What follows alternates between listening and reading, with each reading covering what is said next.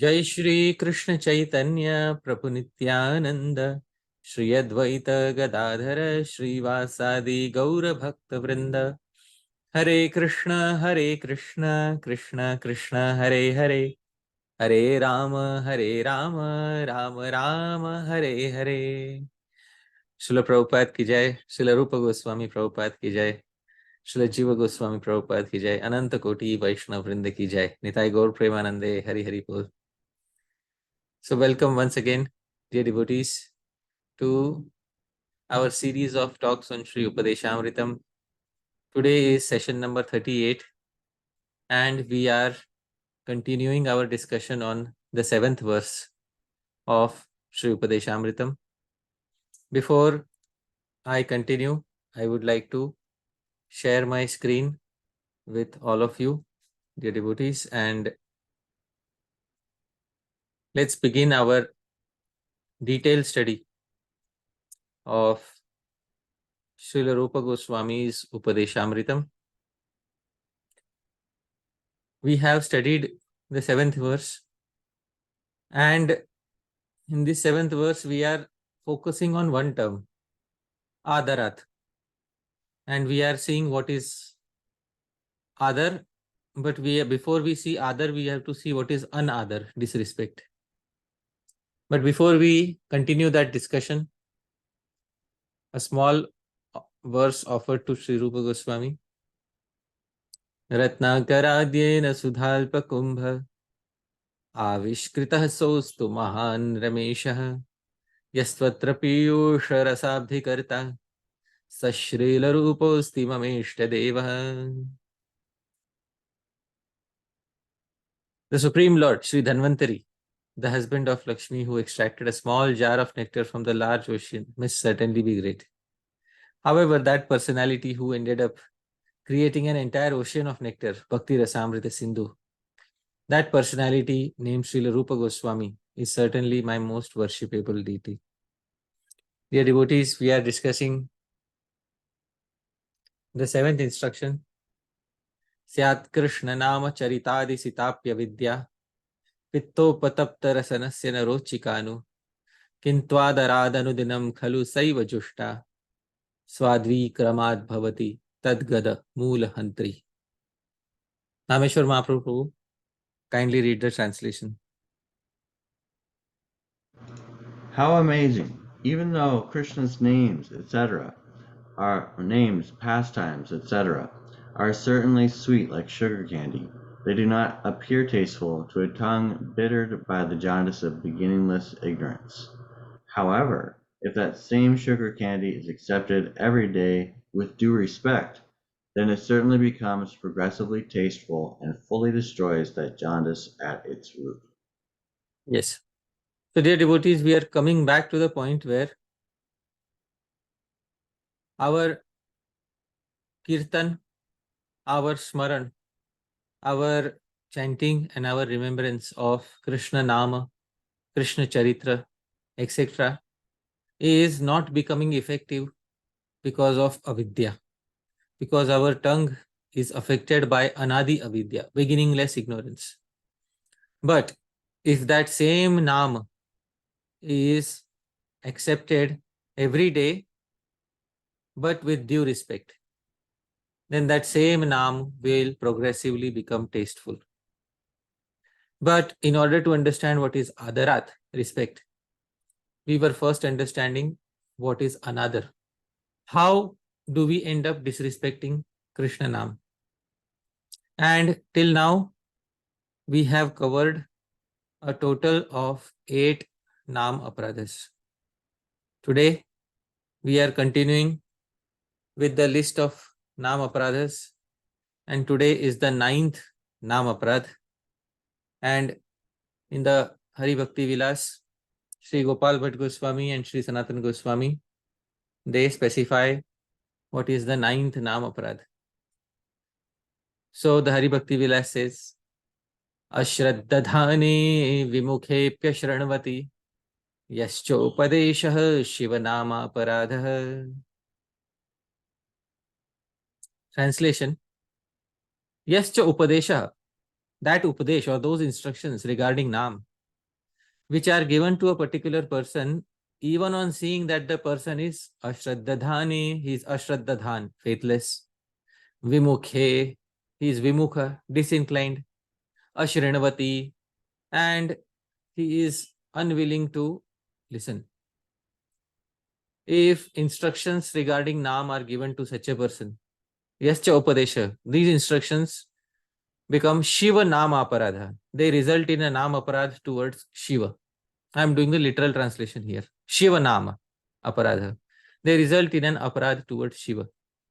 Now somebody may ask, are we discussing Krishna's Naam or are we discussing Shri Shiva's Naam?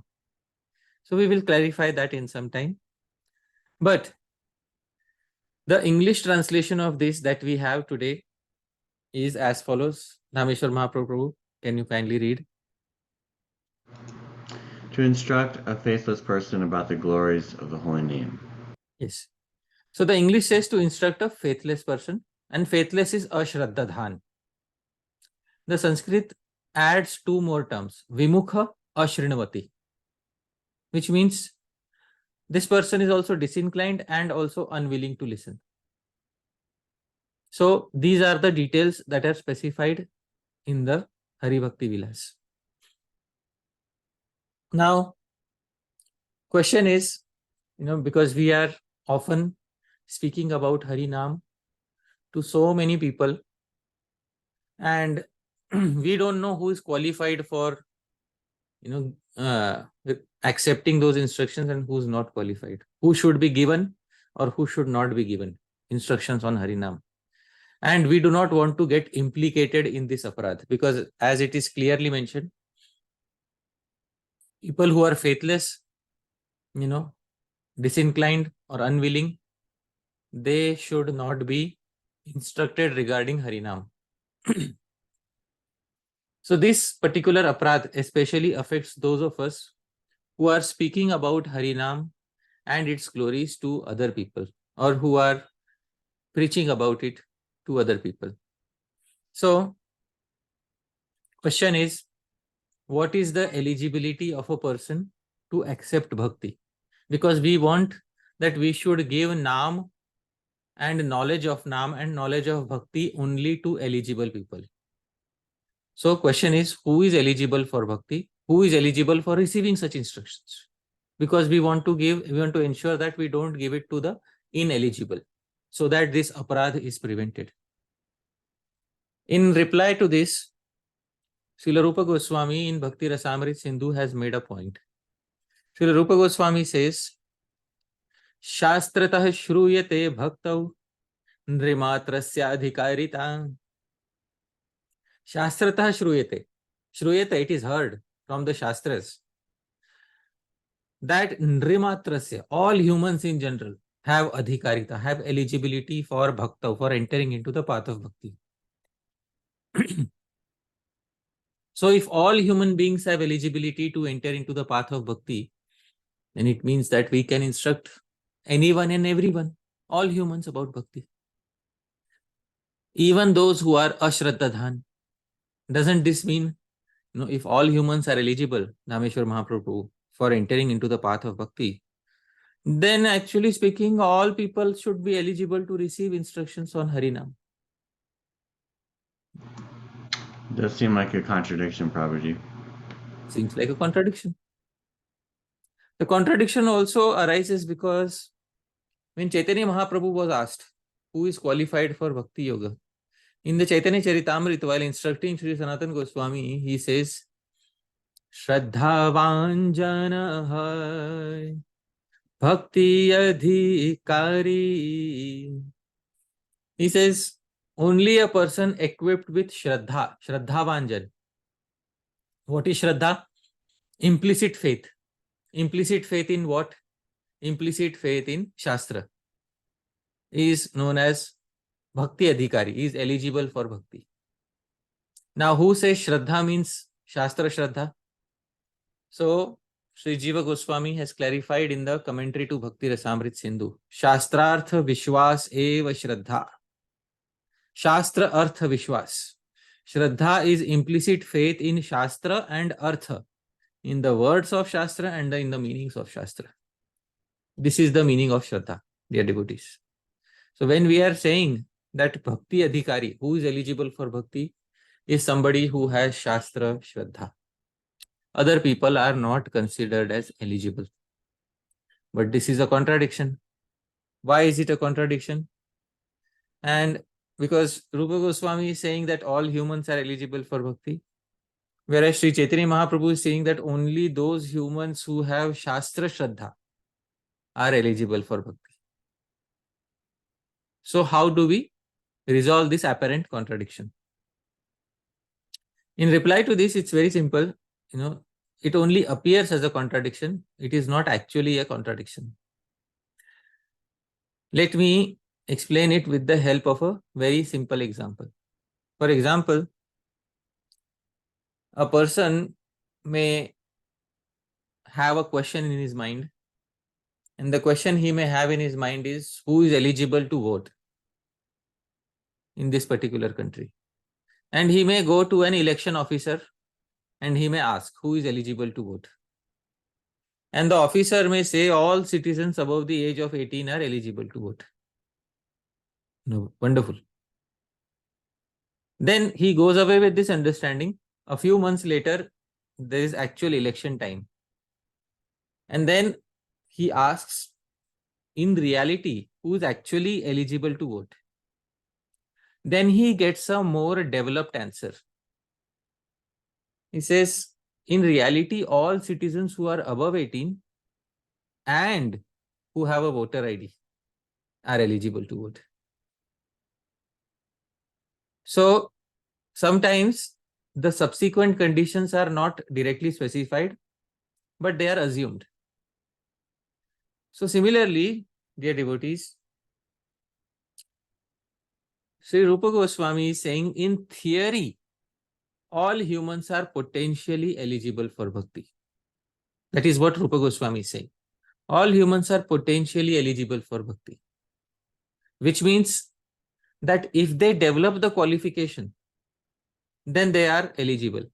But till they develop the qualification, they have potential eligibility. Just as a person who has reached 18 years of age is a potential voter. But when will he become an actual voter, Dhāmeśvara Prabhu? When he registers to vote. Yes. When he gets his voter ID, that is when he is eligible for voting. So in theory, all humans are potentially eligible for bhakti. But in reality, all humans who have Shastra Shraddha are actually eligible for bhakti.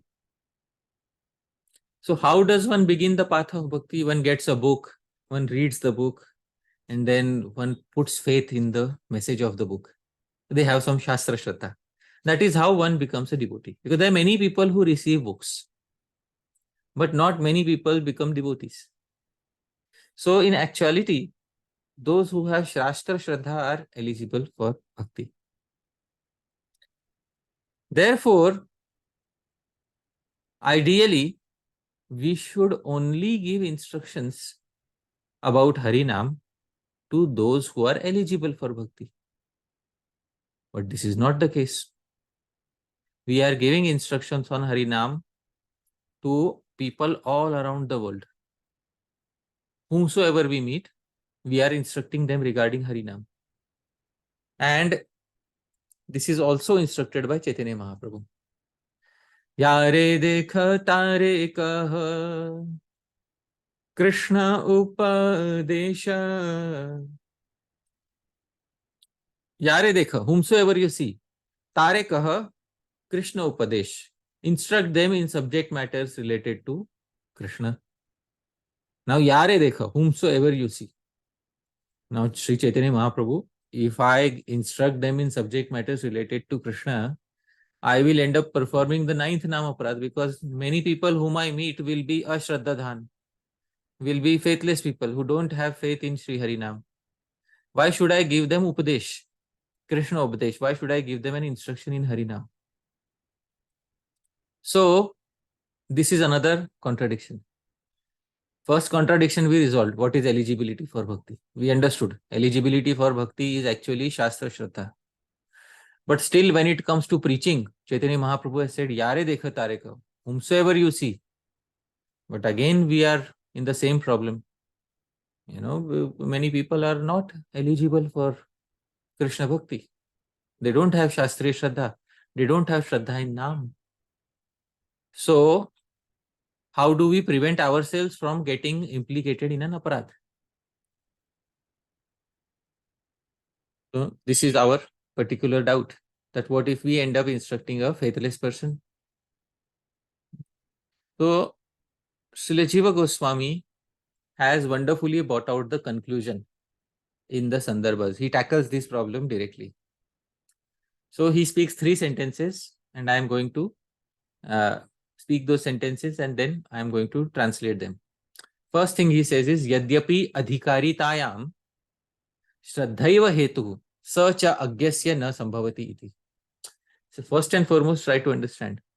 Although Shastra Shraddha is the cause of eligibility for bhakti, but such Shastra Shraddha is not possible in ignorant people who are unaware of Shastra.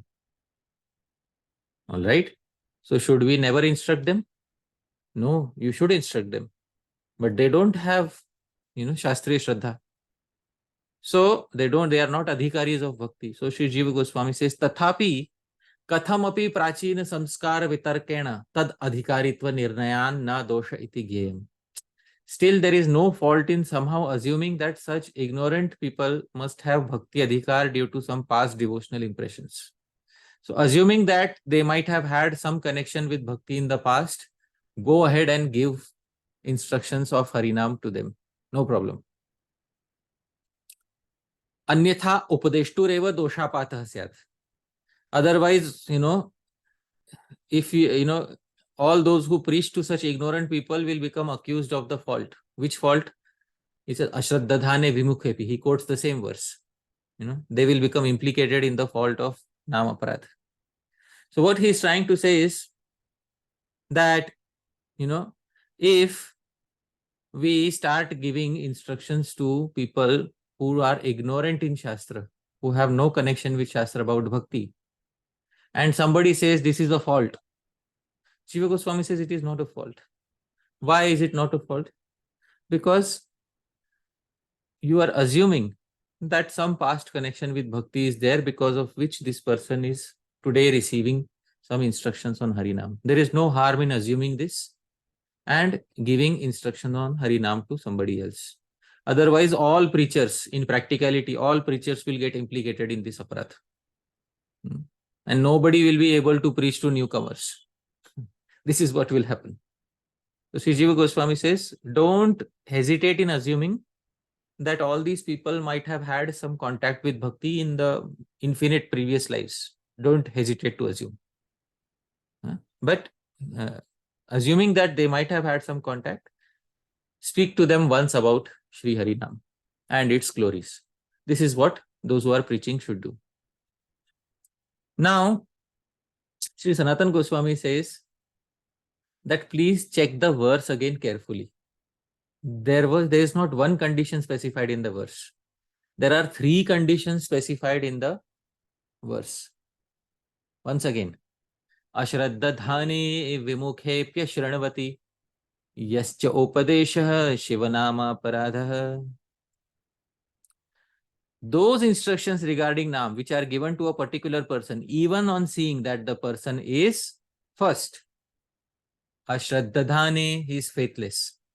So if I am speaking about Harinam to a new person, I approach him for the first time and I say, please chant Krishna's Naam. And he doesn't chant. So reason 1 is established. This person is ashraddhadhan. He is faithless. Okay, if he is faithless, I should try to instill some faith in him.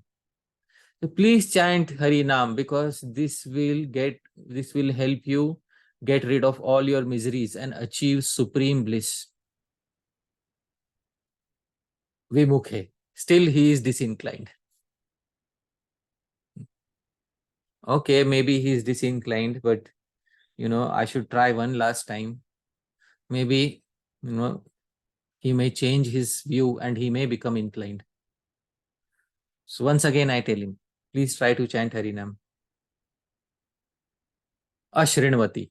This person is repeatedly unwilling to hear. Now, if I further instruct him, then it becomes an aparadha, dear devotees. So this is the meaning of the ninth Namaparadha. There are three conditions specified there. Ashraddha dhana, vimukha, ashrinavati. So a person who is faithless, that you can check by asking them once. Is faithless and disinclined, that you know by asking the second time. Is faithless, disinclined and repeatedly unwilling to listen, that you can find out by asking thrice. And then if that person is still disinclined, one should not give further instructions to such a person, because it will only increase his unfavorability towards Krishna. And we don't want to do anything to increase anybody's unfavorability towards Bhagavan. Never. Our speech, our actions should never cause any unfavorability towards others, towards Krishna. So other people should never become unfavorable towards Krishna because of our words, our actions. So therefore, we can try twice or thrice. If the person is unwilling, then no further instruction should be given to such a person. Now this brings the entire thing in perspective. Now those who are speaking about Harinam, those who are preaching about Harinam, need not become worried that this Namaparadha will apply to them, because the aparadha applies only when it is confirmed that this person is not only faithless, not only disinclined, but is also unwilling to listen. So this is the understanding given in the verse. Now, still there is something remaining.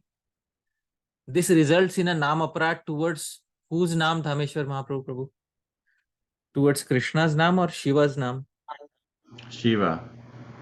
So the verse directly says Shiva Naam aparadha. It is an aparadha towards Shiva Naam. Arey, I thought we were discussing Harinam. So what is happening here? So how has it turned into a Namaparadha towards Shiva? So dear devotees, the answer to this is given by Shri Sanatana Goswami in the commentary to this verse. He highlights the term Shiva Namaparadha and then he comments and says, Shri Bhagavata Saha Shri Shivasya Abhedena Shiva iti ukti. By considering Bhagavan Shiva to be non-different from Bhagavan Vishnu, the verse says that it is an aparadha towards Shri Shiva's Naam. Alright? So it could have said Harinama Aparadha. Why say Shiva Nama Aparadha? There is a very important reason, dear devotees. The important reason is that the 10 aparadhas should not only apply to Vishnu's names, they are also applicable to Shiva's names, because Shiva is also a Gun avatar of Vishnu.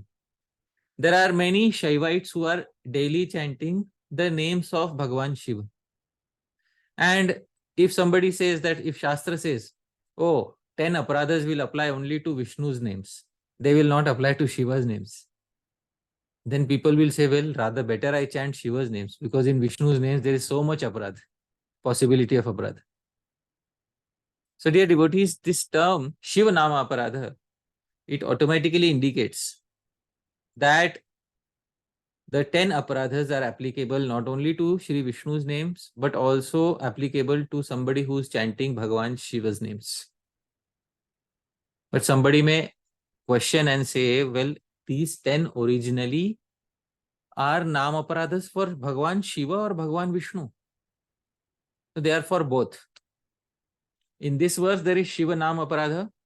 And in a previous verse, when we were discussing the first and second Namaparadha, the second Namaparadha was Shivasya Shri Vishnor ya iha guna namadi sakalam dhiya bhinnam pashyet sa khalu Harinam ahitakara. One who sees complete difference or complete non-difference between the names, forms, qualities, etc. of Shiva and Vishnu, that person is Harinam ahitakara. Ahitakara means he harms Harinam. In that verse, Hari was written. In this verse, Shiva is written. This very clearly proves that the Naam aparadhas are applicable to both Naam. Shiva Naam, Vishnu Naam. So all those individuals who are chanting Shiv Naam also, those Shaivites who are chanting Shiv Naam, for them also Dasha Namaparadha, 10 aparadhas are applicable. See, you see, the Namaparadhas are general in nature. Satam Ninda, to critique the sadhus. Therefore, when I interpreted who is a sadhu, I included those who are impersonalists. So, dear devotees, the Namaparadhas are equally applicable to those who are chanting Bhagwan Shiva's Naam and Bhagwan Vishnu's Naam. In order to show this, in this particular verse, it is saying Shiva Nama Aparadha, dear devotees. So, this is what it is. So, all these aparadhas apply not only in the case of Shri Vishnu, but also in the case of Shri Shiva's Naams. This was the 9th Namaparad, dear devotees. How do we avoid this 9th Namaparad? Once again, if we are speaking about Harinaam to a particular person, it is best if we ensure that the person has Shastriya Shraddha, implicit faith in the message of Shastra. But if we cannot ensure that, then we can try instructing a person about chanting Harinam, and we should try once or twice, maximum. How many times Dhāmeśvara Mahaprabhu? Once or twice. Yeah. And final is thrice, because first is Ashraddhadhan, second is Vimukha, third is Ashrinavati. Faithless, disinclined, and repeatedly unwilling to listen. After third time, it's not that compulsorily you have to try 3 times, but after twice or thrice, we should stop. We know this person, we should not make them more unfavorable towards Bhagavan. Let's not make a person more unfavorable. So this is how we avoid. Please don't think that the Namaparadha immediately starts applying as soon as you instruct a faithless person, even before you know that he or she is faithless. Please don't think like that. It takes 1 or 2 attempts to understand that a person is faithless and disinclined. So the aparadha gives you that window. Shastra gives you that window before you become victimized by the aparadha. So that window is there.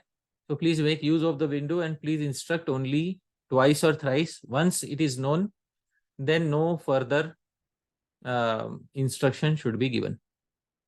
This is what is the meaning, how to avoid this particular Namaprad. This was Namaprad number 9. Dear devotees, now we are reaching the final 10th Namaprad, and this 10th Namaprad is specified by Sri Gopal Bhatt Goswami and Sanatana Goswami in Hari Bhakti Vilas. Shrutepi nama mahatmye yah priti rahito dhamah aham mamadi paramo namni sopya paradhikrit. Shrutepi, even on hearing, nama mahatmye, the glories of Harinam, yah, a person, priti rahita. Priti rahita means, Sri Sanatana Goswami says in the commentary, Shraddha rahita, prema rahita, who remains faithless and affectionless towards Nam. Adhamaha, this person is very lowly. Aham mamadi paramo, instead this person becomes absorbed in the egoistic conception of I, mine, etc. Namni sopi aparadhakrit, this person is also an aparadhi towards Nam. So this is what the 10th aparadh says. Basic meaning is, there are many individuals who are chanting Harinam and who have heard sufficient glories of Shri Harinam. But even after hearing the potency of Shri Harinam, there are some people who do not show any priti. They do not show any shraddha, any faith or any affection towards Shri Harinam. Sometimes this is a result of Harinam being forcibly imposed upon their heads. Sometimes somebody has imposed Harinam upon them in such a way that they become unfavorable. So priti rahita. Aham mamadi parama. Instead, such a person becomes absorbed in the material world, has material attachments, and is egoistic in terms of I and mine. Saha api aparadhakrit. This person is also an aparadhi towards Naam. So this is one interpretation of this 10th Namaparadha. In short, a person who does not show affection towards Harinam even after knowing the glories of Harinam, and instead who is wasting his life away in material world in I, mine and sense enjoyment, this person is an aparadhi towards Harinam. The question is, concept of I and mine. This is very commonly known to us. I am great. I have enough money. I will enjoy nicely. Why do I need these devotees and their instructions on Sri Harinam? This is basic conception of I and mine. But in the commentary, Shri Sanatana Goswami gives another perspective to this particular verse. He says, please don't think that concepts of I and mine are only in relation to material world. He says concepts of I and mine can also be in relation to Naam, Namni. What is the meaning? He says, Namni eva vishayo aham mamadi paramaha. Some people have egoistic concepts in relation to Harinam. These people are also an aparadhi. How does such a person think? Aham bahutara nama kirtaka. I am a great individual performing Naam Kirtan.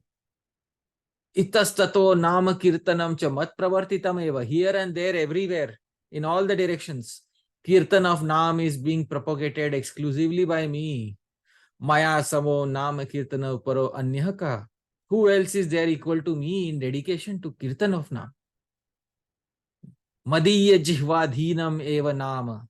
The names of Bhagavan are certainly under the control of my tongue.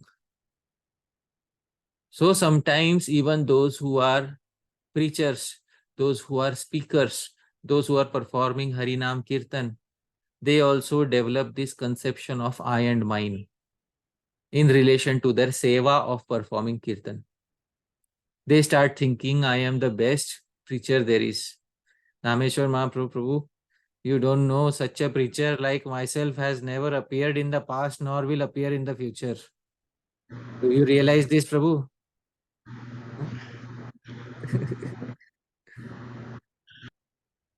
See, here, there, everywhere in the world, I am speaking the glories of Harinam. Is there anybody else, Dāmeśvara Mahaprabhu, who is speaking like me? Please tell me. There are others, Prabhuji. Oh, Krishna Chaitanya.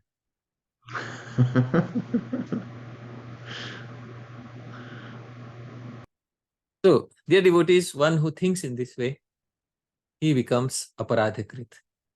One who thinks in such an egoistic way in relation to Harinam also becomes an aparadhi. So this is a unique angle that our acharyas have brought out in the commentary.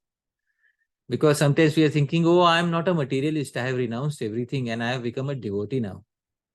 But dear devotees, even after becoming a devotee, some devotees start having I and mine in relationship with their so-called seva that they have been given. Therefore, Sanatana Goswami says, please try to avoid this sort of a mood. That I am a senior devotee, I know what it is, please don't tell me, I know how to preach, I know how to propagate. Please always keep the window of learning open. Please always be open to receiving good instruction and advice from those who are seniors or those who are juniors. And always keep, in general, a mood of humility. Even though we may be very good in our seva of Kirtan, we may be very good. Still, in general, let's not become affected by I and mine in relation to our Kirtan. This is what Sri Sanatana Goswami has said in the commentary. Now, these were, dear devotees, the 10 Naam aparadhas and their meanings, as explained by the previous acharyas. Now, when in our temples we are reciting these aparadhas in English an additional aparadha is also recited. Dhāmeśvara Mahaprabhu, do you know what is the additional aparadha? To be inattentive. Yes, it is also an offense to be inattentive while chanting. So, but we counted 10 and I count. See, every session I did 2. So, this session we have completed 10. And now if we add one more, Dhāmeśvara Mahaprabhu, how many aparadhas will it be? 11. So, but that will break our consistency of saying that there are 10 namaparadhas. So, namaparadhas are 10 or namaparadhas are 11? Dhāmeśvara Mahaprabhu. I don't know, Prabhuji. As far as I've heard, there are 10 namaparadhas. So, who introduced this additional namaparadha in our society? That it is also an offense to be inattentive during chanting. So, it was not introduced by anybody. It is there in the Hari Bhakti Vilas itself. So, previously, in one of the aparadhas, there is a verse which we had discussed. Dharma vrata tyaga hutadi sarva shubha kriya samyam api pramadaha. Pramadaha, it is an aparadh, pramad, to samya, to consider chanting of Harinam to be equal to ritualistic activities such as dharma, vrata, vows, fasting, charity, etc. This was one of the aparadhas. There was one phrase there, api pramadaha. So Shri Sanatana Goswami takes that and says api means also and pramadaha means inattention. So dharma vrata tyaga hutadi sarva shubha kriya samyam is one aparadh. Api pramadaha is a separate aparadh. Right? So also pramadha, inattention. Okay, wonderful. But then our problem is not resolved. Our number of namaparadhas becomes 11 if we do this. So in order to bring the number back to 10, Sri Sanatana Goswami says, don't worry, there was another aparadha we had discussed. Tatharthavado harinamni kalpanam. We had divided this into 2. One is arthavad and one is harinamni kalpanam. That is to imagine something in relation to Harinam. So you can take both of these. I also had specified that you can take both of these as one aparadha. Tatharthavado harinamni kalpanam. To conceive of arthavad in Harinam is also one aparadha. So if you increase one aparadha here, you can reduce one aparadha there. That is what Sri Sanatana Goswami says. And in this way, you can only for the sake of maintaining the consistency of the number 10, he says that. Actually, in practice, we have to be aware of 11. But for the sake of maintaining the consistency, he says, if you want to bring it back to 10, you can consider Tatharthavado Harinamni Kalpanam as one aparadha. Previously, when we were discussing this Arthavad and Harinamni Kalpanam, I had first specified that this is one aparadha, but then I had broken it into 2 and I said I'll take both of them separately. So, Harinamni Kalpanam, to imagine in Harinam, what to imagine? Arthavad. So to imagine Arthavad in Harinam is one aparadha. Or you can split it up. Tatharthavado or Arthavad is one Harinam and Harinamni Kalpanam. To speculate something in relation to Harinam is another aparadha. In this way, you can either break it into 2 or you can consider it 1. If you consider it 1, then your number comes back to 10, dear devotees. In this way, the consistency of the number 10 is maintained by the commentator Sri Sanatana Goswami. So in this way, dear devotees, in theory, we have 10 namaparadhas, and in practice, we should be aware of 11. That is what it is. So, this is what is the discussion on the 10 namaparadhas, dear devotees. I am very happy. Finally, we have discussed all the 10 namaparadhas with detailed inputs from the previous acharyas. Question is, we have listed the problems. We have listed 10 problems nicely. And what to do, simply by listing a problem, we are not going to be satisfied. We also need a solution to the problem. So Dhāmeśvara Mahaprabhu, what solution have you heard for offensive chanting? To continue chanting with the quality of attentiveness and consistency. But Prabhu, one of my problems is inattention. Then you can hear about the glories of the holy name.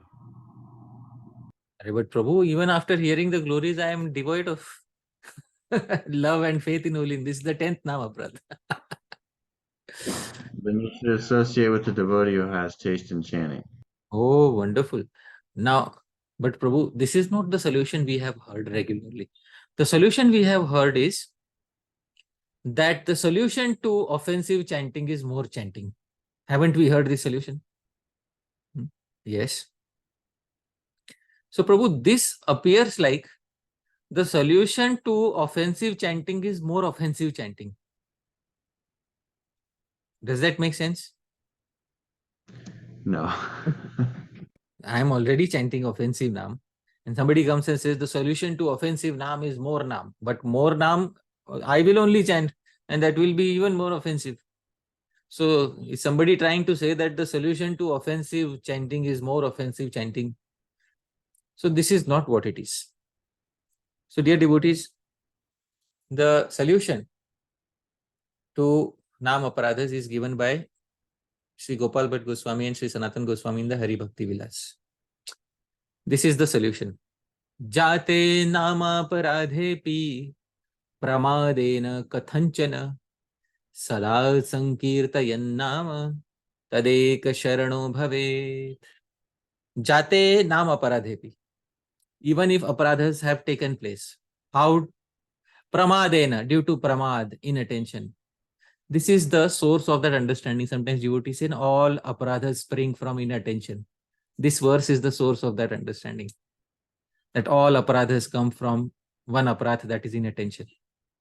So jate naam aparadhepi pramadena kathanchana. Somehow, even if aparadhas have taken place due to pramad or inattention, sada sankirtayan nama tadeka sharano bhavet. One should take exclusive shelter of Naam while always performing Naam Sankirtan.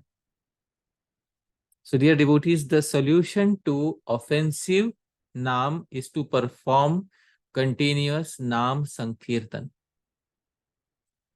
Now what is Sankirtan? Sri Jiva Goswami specifies in the Bhakti Sandarbha. Bahubhir militva kirtanam Sankirtanam iti uchyate. Kirtan performed with multiple individuals is known as Sankirtan. So the solution to offensive Naam is to perform Kirtan with multiple individuals, and it is best if such individuals are exalted devotees, Mahabhagavatas. In the association of the Mahabhagavata, when we perform Kirtan of Shri Harinaam, the Mahabhagavat will also instruct us in the glories of Shri Harinaam and will make us realize how to properly and affectionately chant Shri Harinaam. Because the Mahabhagavat is not going to force it upon us. The Mahabhagavat is going to use a very nice technique. Like I said, the best way of instructing, I had said previously, Vats Shanto Bhava. Dear son, become quiet, be peaceful, sit here. I will teach you about Shri Harinaam. Then, in association with this particular Mahabhagavat, a person learns about Shri Harinaam. A person learns about the glories of Shri Harinaam. And then in the association of such a person, he performs Sankirtan.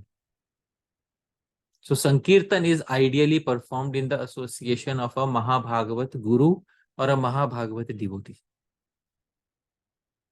And when that happens, let's go back to the previous verse. Sada Sankirtayan Nama Tadeka Sharano Bhavet. Always performing Sankirtan of Naam. Become one-pointedly sheltered in Shri Harinam. Now somebody may say that where is it specified that you should chant in the association, you should perform Sankirtan in the association of exalted devotees? Are Baba, in the next verse itself, Rupa Goswami will say. In the next verse, 8th verse, Rupa Goswami will say, Tishthan vraje tadanuragi jananugami. Stay always in Vrindavan and always in the association of those who are anuragis, who are lovers of Shri Vrindavan. Stay in the association of those Mahabhagavatas. In their association, he is going to say, Sukirtananu smritya, perform your kirtan and smaran in their association. That is what Rupa Goswami is going to say in the future. Therefore, what Sri Rupa Goswami is going to recommend in the future, that recommendation is being brought about right now. Learn about Shri Nama Tattva from a devotee who has understood Nam Tattva. Learn about Nam Tattva from a devotee who has seen it through and through, who will not force you into a blind understanding of chanting Harinam. You know what is blind forcing of chanting Harinam? Dhāmeśvara Mahaprabhu, how many rounds are you chanting today? Give some number, Prabhu. Don't give the real number, give some number. 64. 64. Chaitanya Mahaprabhu is not happy with 64 only. 64 is bare minimum, Prabhu. Sri Haridas Thakur, he used to chant 3 lakh names. So Dhāmeśvara Mahaprabhu, Prabhu, you should chant more. Now Dhāmeśvara Mahaprabhu may say, why? I will not give him an answer to why. I just force him blindly to chant Harinam. Now this forcing blindly to chant Harinam without giving instructions on the glories of Harinam, gradually it will become the 9th aparadha. Ashraddhadhane vimukhepya shrinavati. I am instructing a person who is currently not having that level of faith in Harinam. Why should I instruct such a person? First, let me cultivate that Shraddha in that particular person whom I want to instruct to chant more. So we can't just give blind instructions to people, chant more, chant more. Are Baba, chant more, obviously yes. But why chant more? Can you give me the answer? Oh, because by chanting more, you will get more result. All right, I'm not here for the result. I'm here because I want to experience a direct connection with Bhagavan Krishna and the bliss of experiencing a connection with Bhagavan Krishna. Please tell me how that will happen. So that a person who is able to explain all of that, that person ideally, is the person with whom we should perform Sankirtan, with whom we should clarify all our doubts, and that person will cause us to become again adarat, again respectful towards Harinam. And once we regain our adar towards Harinam, dear devotees, that is the best thing to have happened to us in our spiritual lives. We lost our adar at a certain point of time. There are many individuals who come and tell me that, Prabhu, although I put my hand in the bead bag, sometimes I'm not holding the beads. So, and I ask them why. And they say, because I don't have any inclination to chant Harinam. Why don't you have an inclination? Well, because I have become saturated by the forcible instructions that I have heard for so long.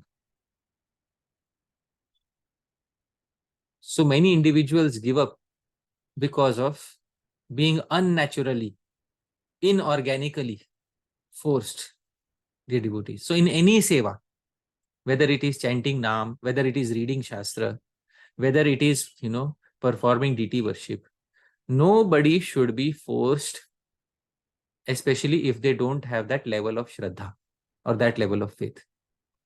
I may have great Shraddha in reading Shastra, and tomorrow I may try to inculcate that Shraddha in others. But without inculcating Shraddha, I can't just force others. Oh, Dhāmeśvara Mahaprabhu, how many hours of Srimad Bhagavatam do you read every day?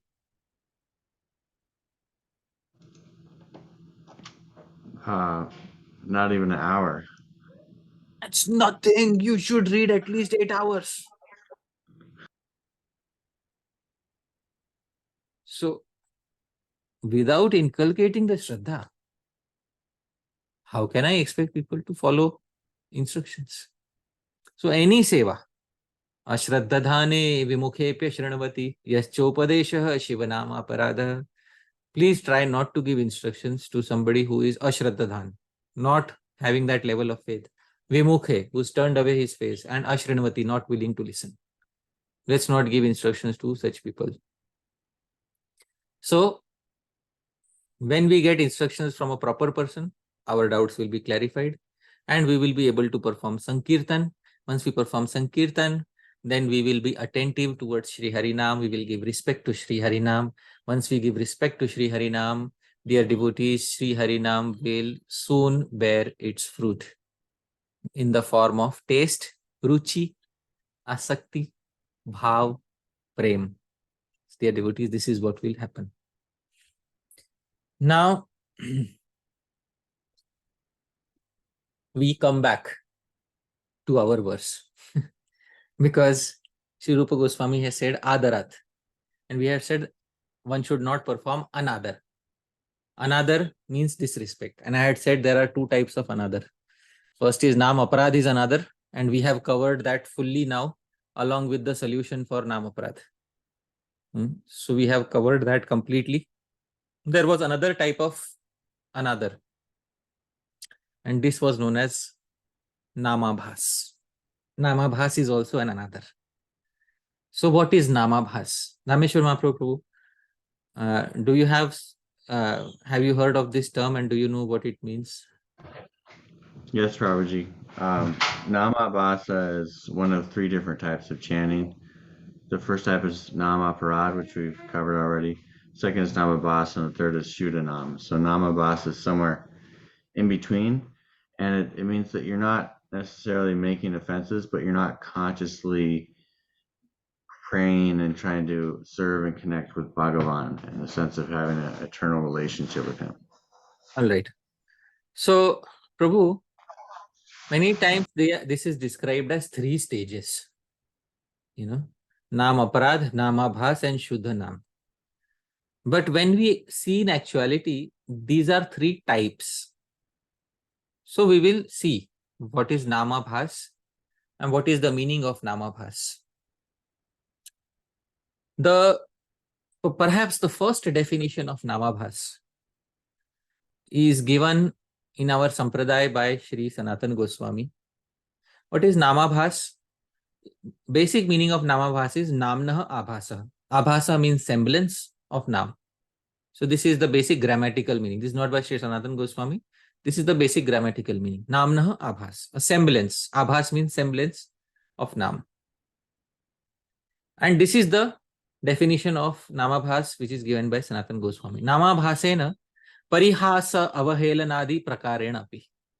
In his commentary to Brihad Bhagavatamritam, he has written a commentary on Brihad Bhagavatamritam also, auto commentary. He says, what is Namabhas? To chant Namabhas means to chant Nam in the mood of jest, disregard, etc.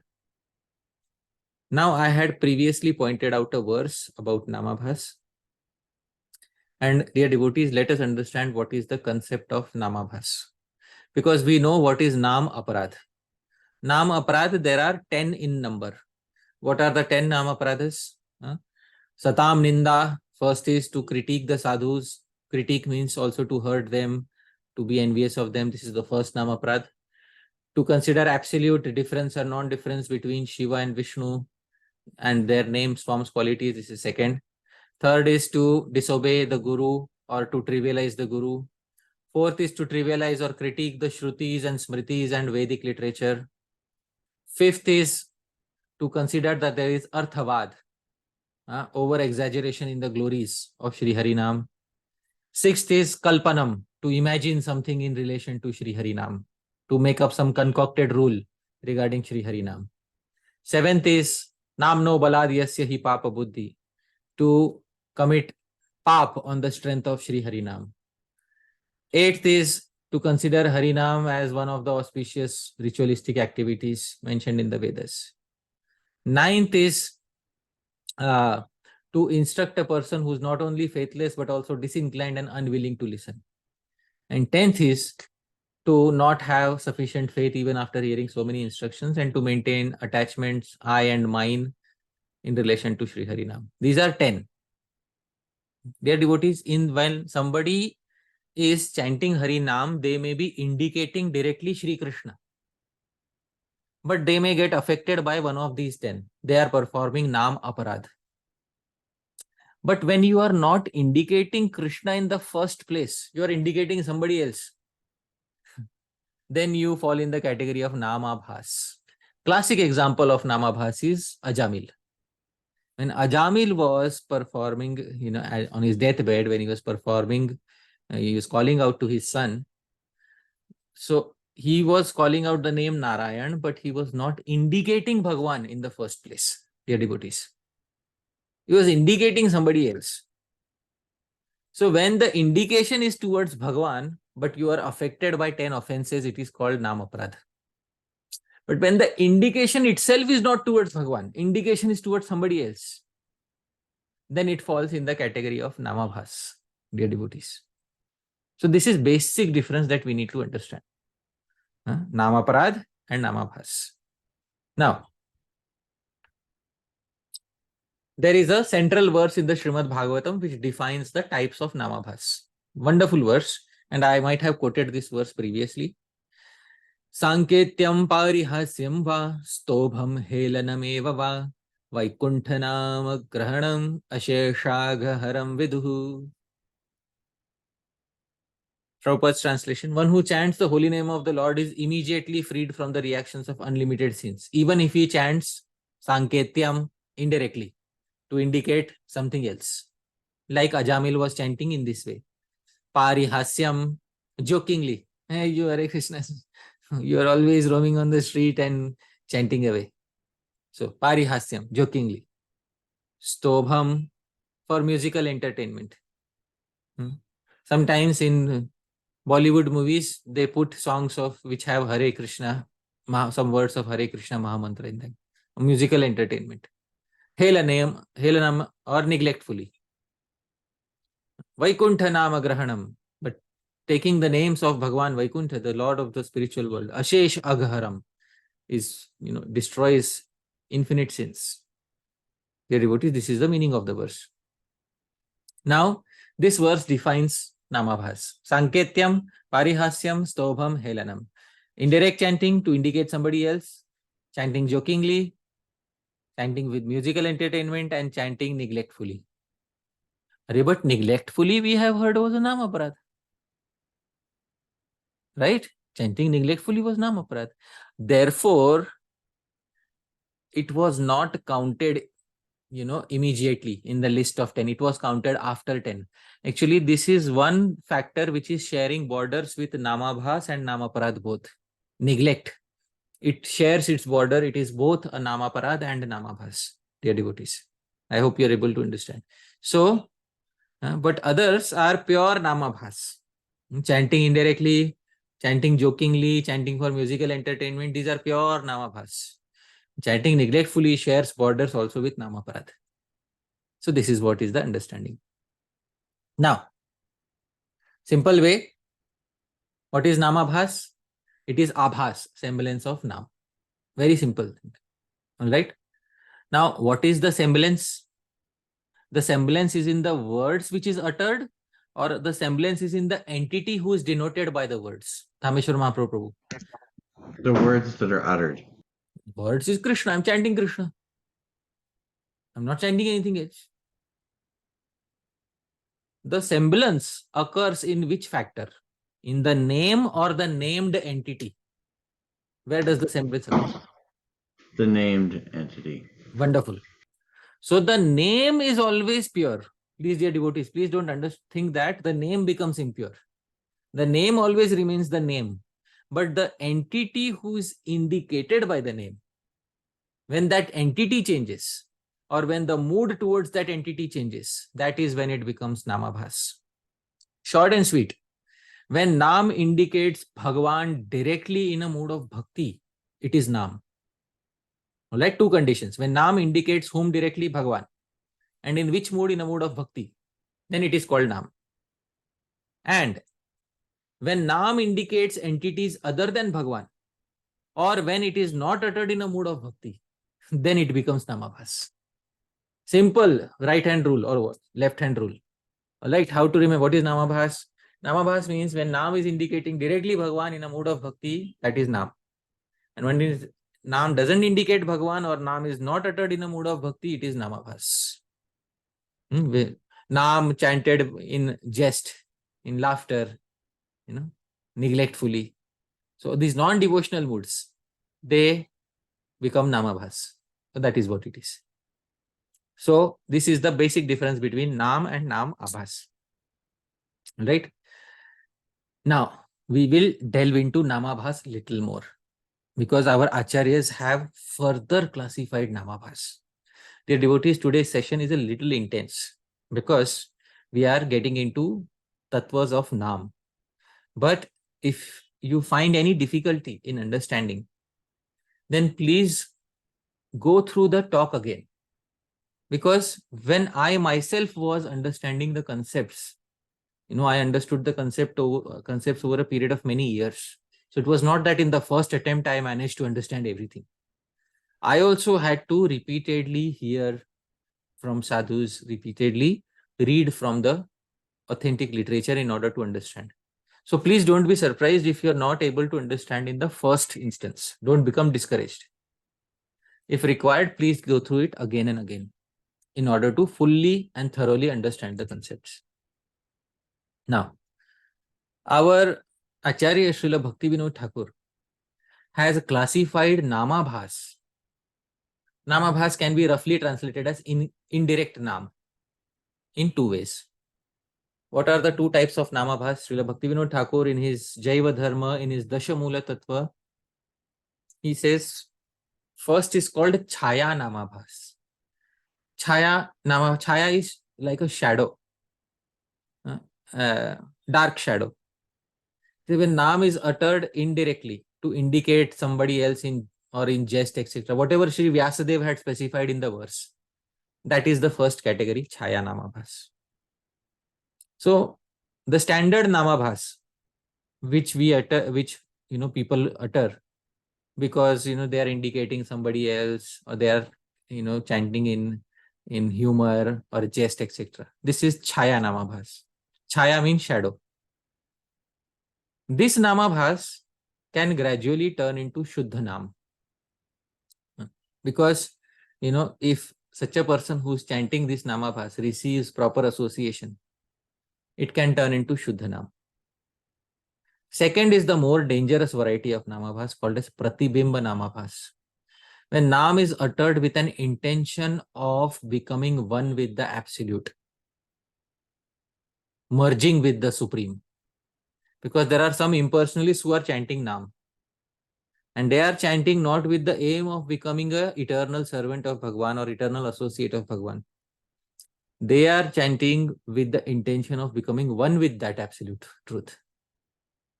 Or some people are chanting simply for material enjoyment. They have no spiritual life on the cards. Both these people are performing Pratibimba Namabhas, and Pratibimba Namabhas is more dangerous because this turns into Namaparadha. How does it turn into Namaparadha? Let me tell you. When somebody chants with the intention of becoming one with the absolute truth, they immediately fall victim to which Namaparadha? Shivasya Shri Vishnu Gunanamadi Sakalam Dhiya Bhinnam Pashyet. They immediately start considering the qualities, forms, pastimes of Shiva and Vishnu to be completely non-different because they are impersonalists. And as soon as they do that, they fall victim to the second Namaparadha, dear devotees. And when somebody chants only with the intention of material enjoyment, they also become aparadhi. Why? Because the 10th Namaparadha says, Shrutepi Nama Mahatme, even though you have heard so much about the glories of Naam, still you remain into I and mine and concepts of material enjoyment. Aham, Mama, Adi. Adi means etc. You remain entangled in other concepts of material enjoyment. Sopi aparadhakrit. This person is also an offender. So two types of Namabhas are there: Chaya, shadow, Pratibimba, reflection.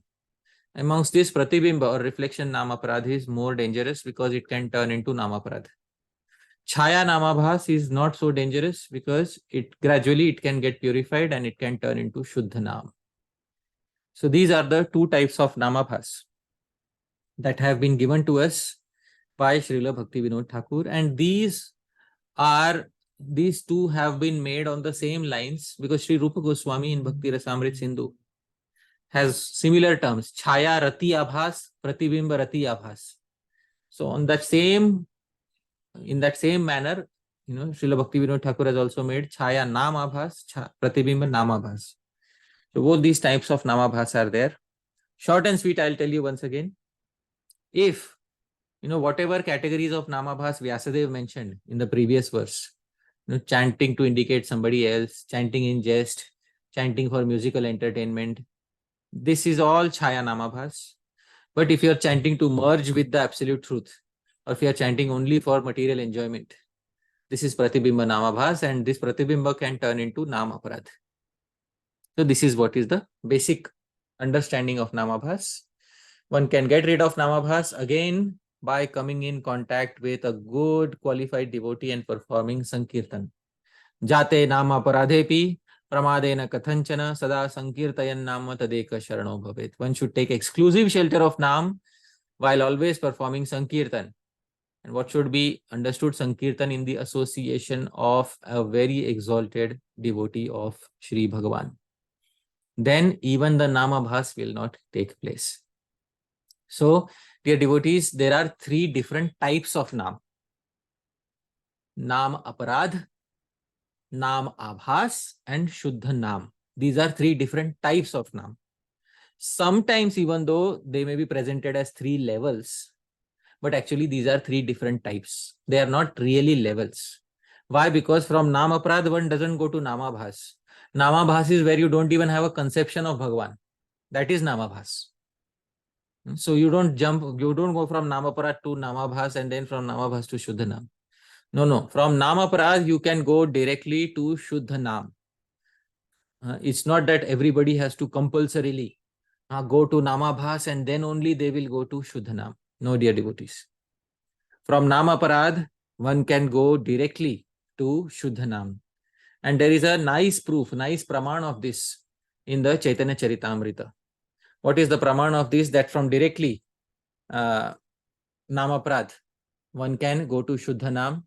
So the praman is in Chaitanya Charitamrita, Madhya Lila 4.71, where it says, Tar Madhye Sarva Shrestha Naam Sankirtan. The best thing is Naam Sankirtan in all limbs of bhakti.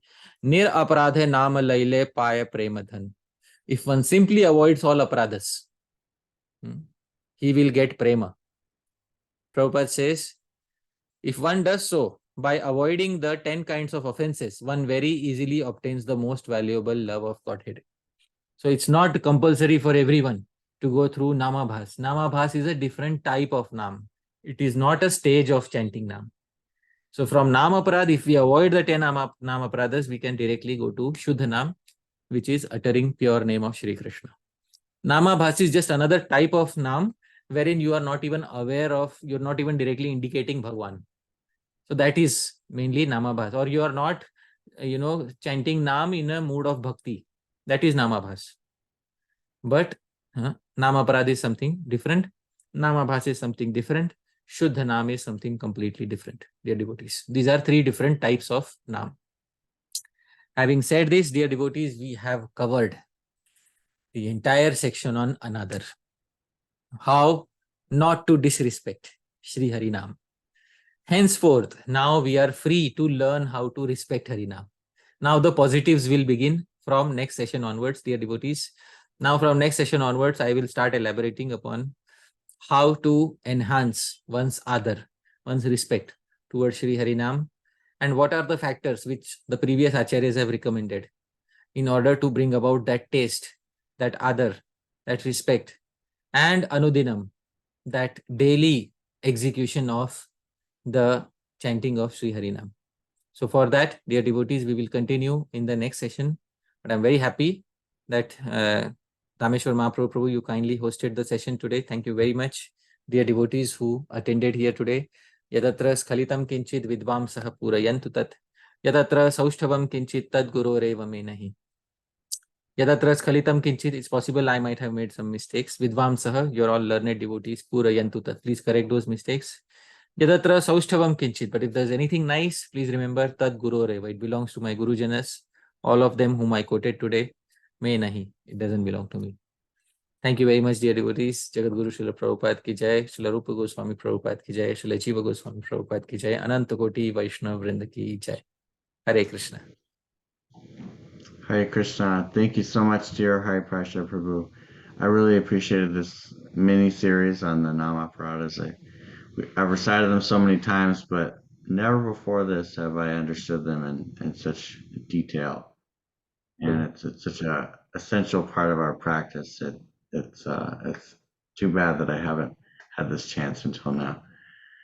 So we're gonna go.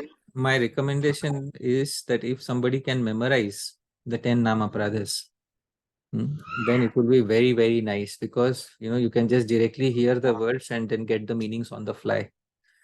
So if it is possible for devotees to memorize the 10, Satam Ninda Namnah Paramam Aparadham Vitanute, Yatha Khyati Yatam Kathamu Sahate Tad Vigarham.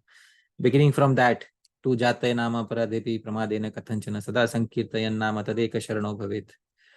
Ending in that, if somebody can memorize all of them. English we have already memorized, but to memorize the original will keep all the fine nuances of the original in our mind, and that will be very helpful for all of us. So that is my request, if it is possible for somebody to do it. Thank you, Prabhu. Thank you, Prabhuji. And we'll go now to questions and answers. Please try to keep your questions short, or break it up into different parts where you ask a question and then we come back to you, just so we make sure everyone has time. We want to focus questions on today's class and not just whatever happens to be on your mind, and avoid any loaded questions about particular persons or institutions. And we will begin with Vamshi Dhari Gopal Prabhu. There we go.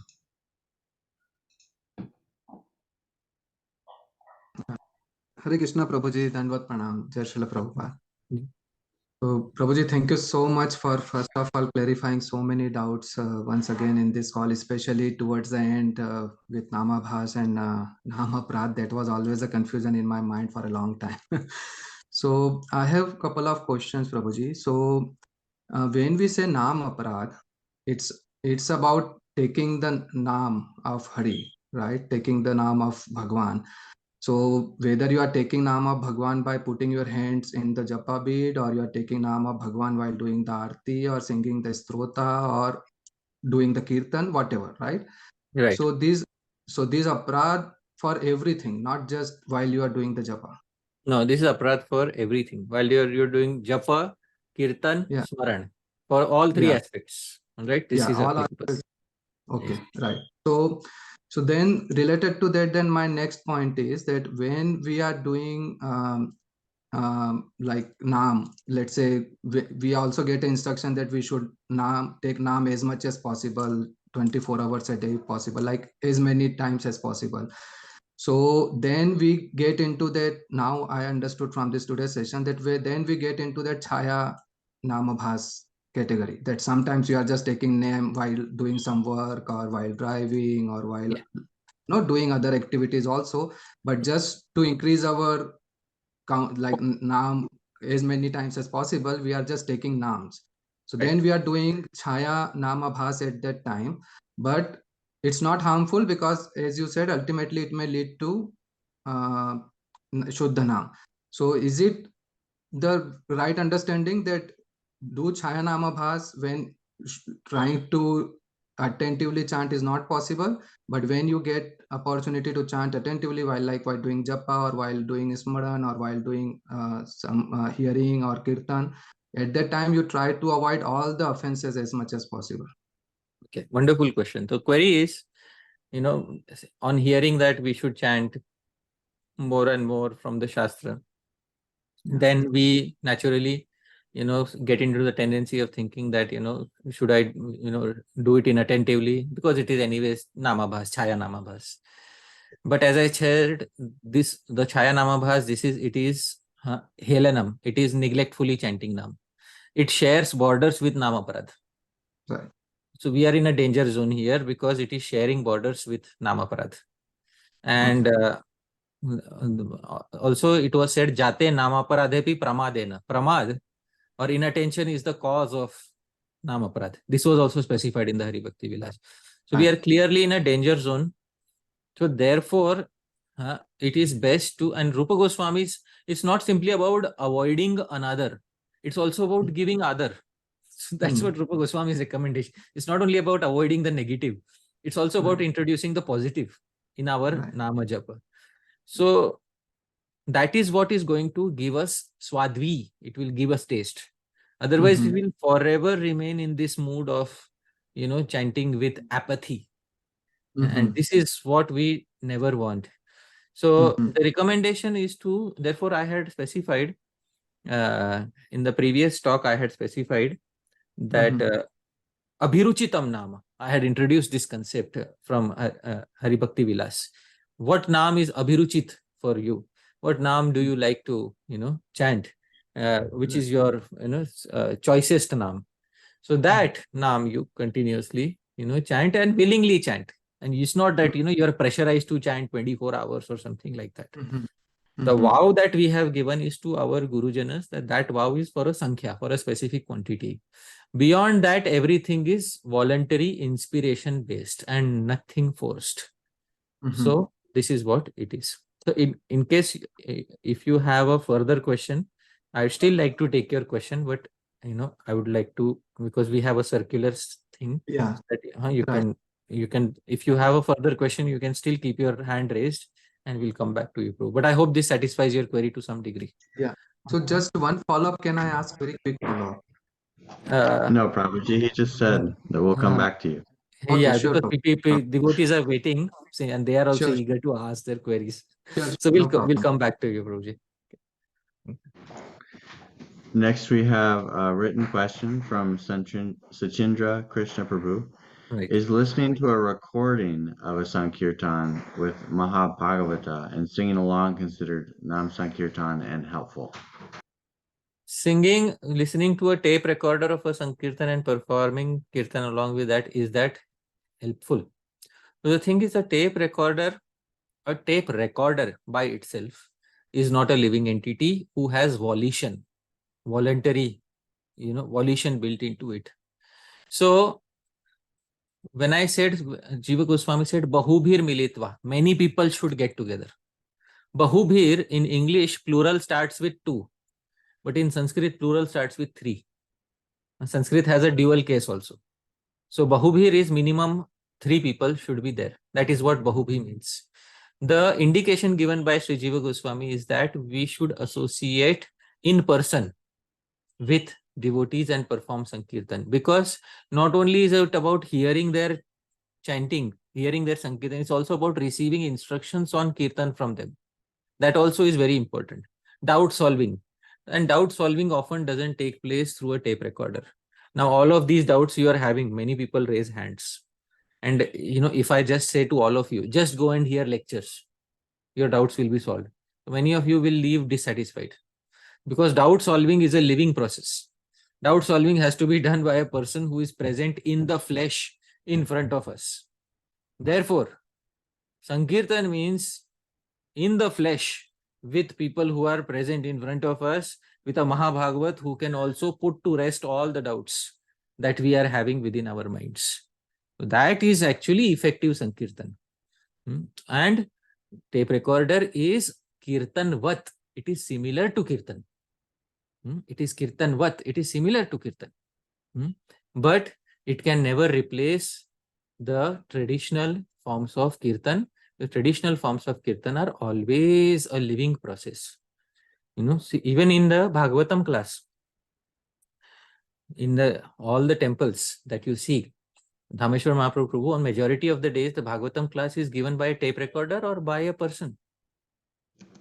By a person. But on a tape recorder is much better than the person. Tape recorder consists the voice of a pure devotee.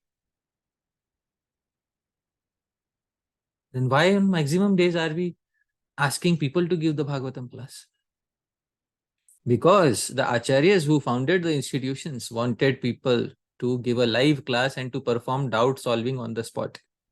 Doubt solving is a very important part of every Sankirtan, and this should always remain our culture. That is what it is.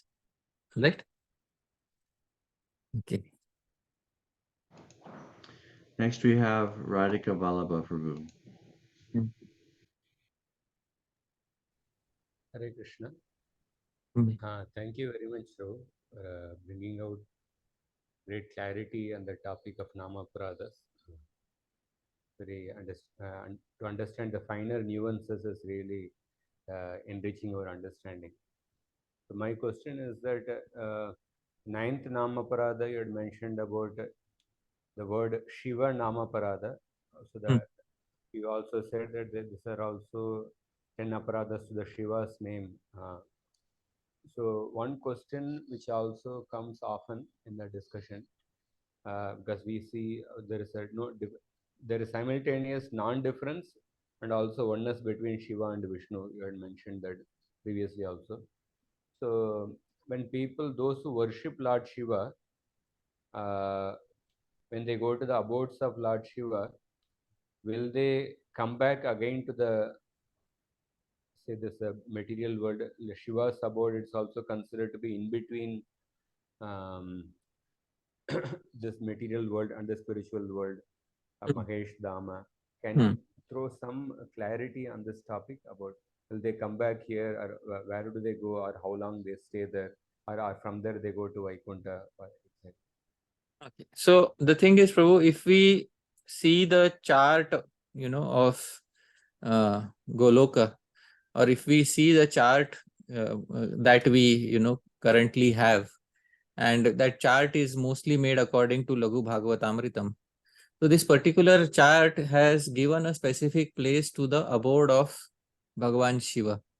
And that place that has been given to the abode of Bhagavan Shiva is not exactly on this side of the world. It is on that side of the world. I will show you the chart which I have. I have a high definition chart with me, and I will share my screen with you so that, everybody can see.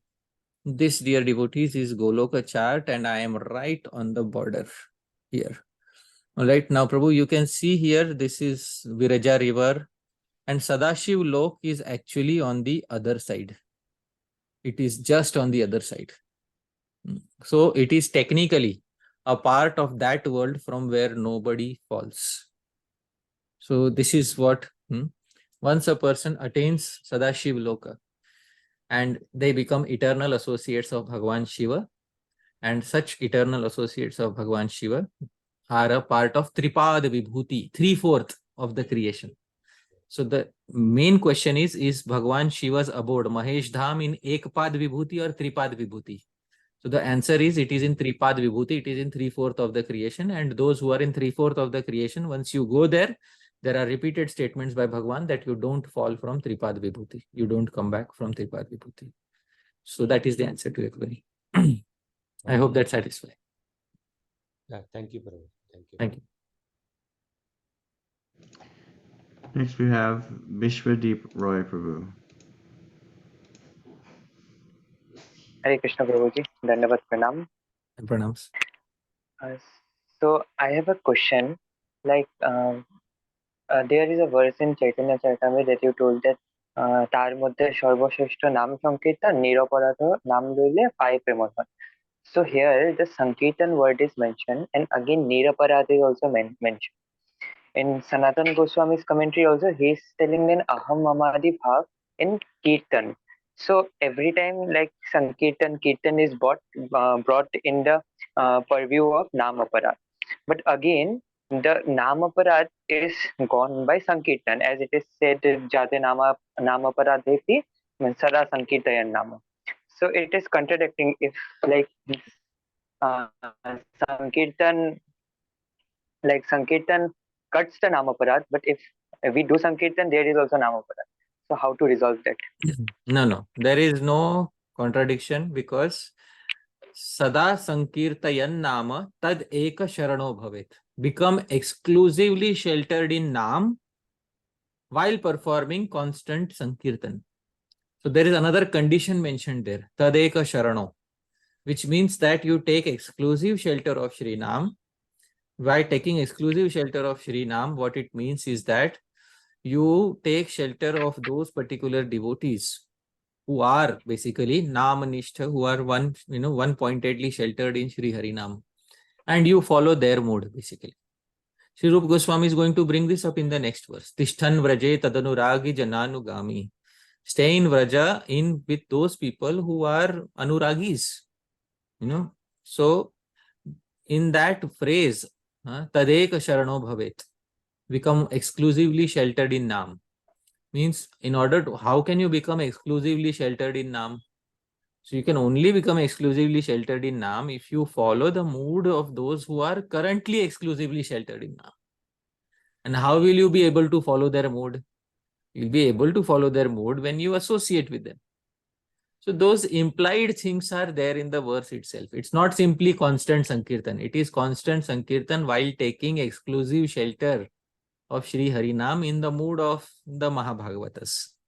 Therefore, I specified all those details. I could have left it there and then. So I specified the details of being in association of a Mahabhagavat in order to fill those gaps. And I hope that satisfies your query. Right? Yeah, bro, definitely. Thank you.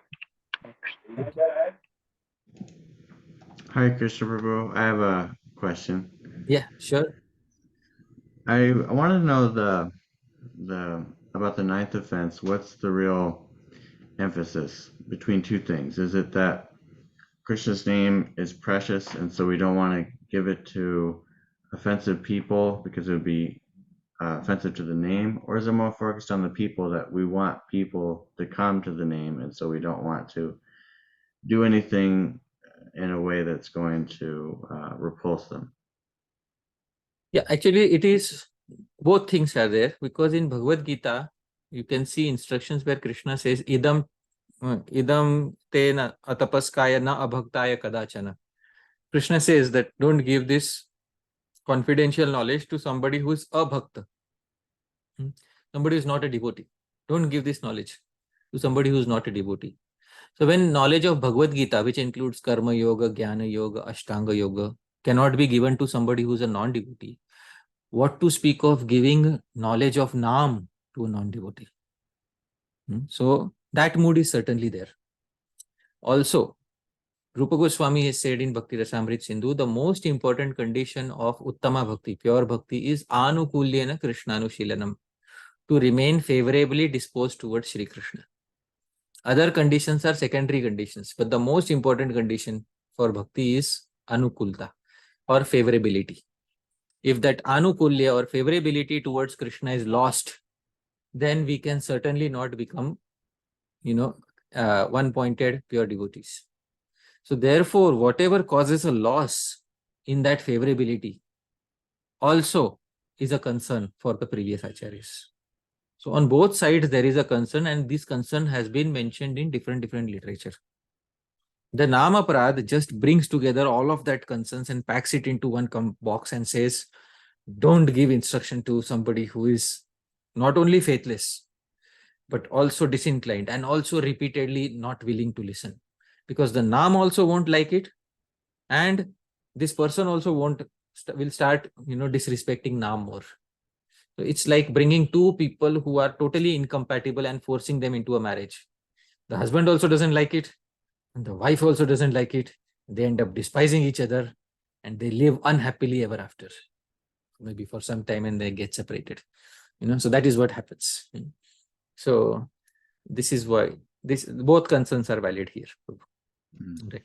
Thank you. So just real quickly, you're implying that the purpose of preaching is to make people favorable to 100%. Bhakti. Yes, that is the purpose of all Bhakti. That is also the purpose of your own sadhana. Not only the purpose of preaching to others, but also your own sadhana purpose is to become as favorable as possible to Shri Krishna. So that is the main condition of Bhakti. Thank you so much, Prabhuji. Next we have Mohit Deshmukh Prabhu.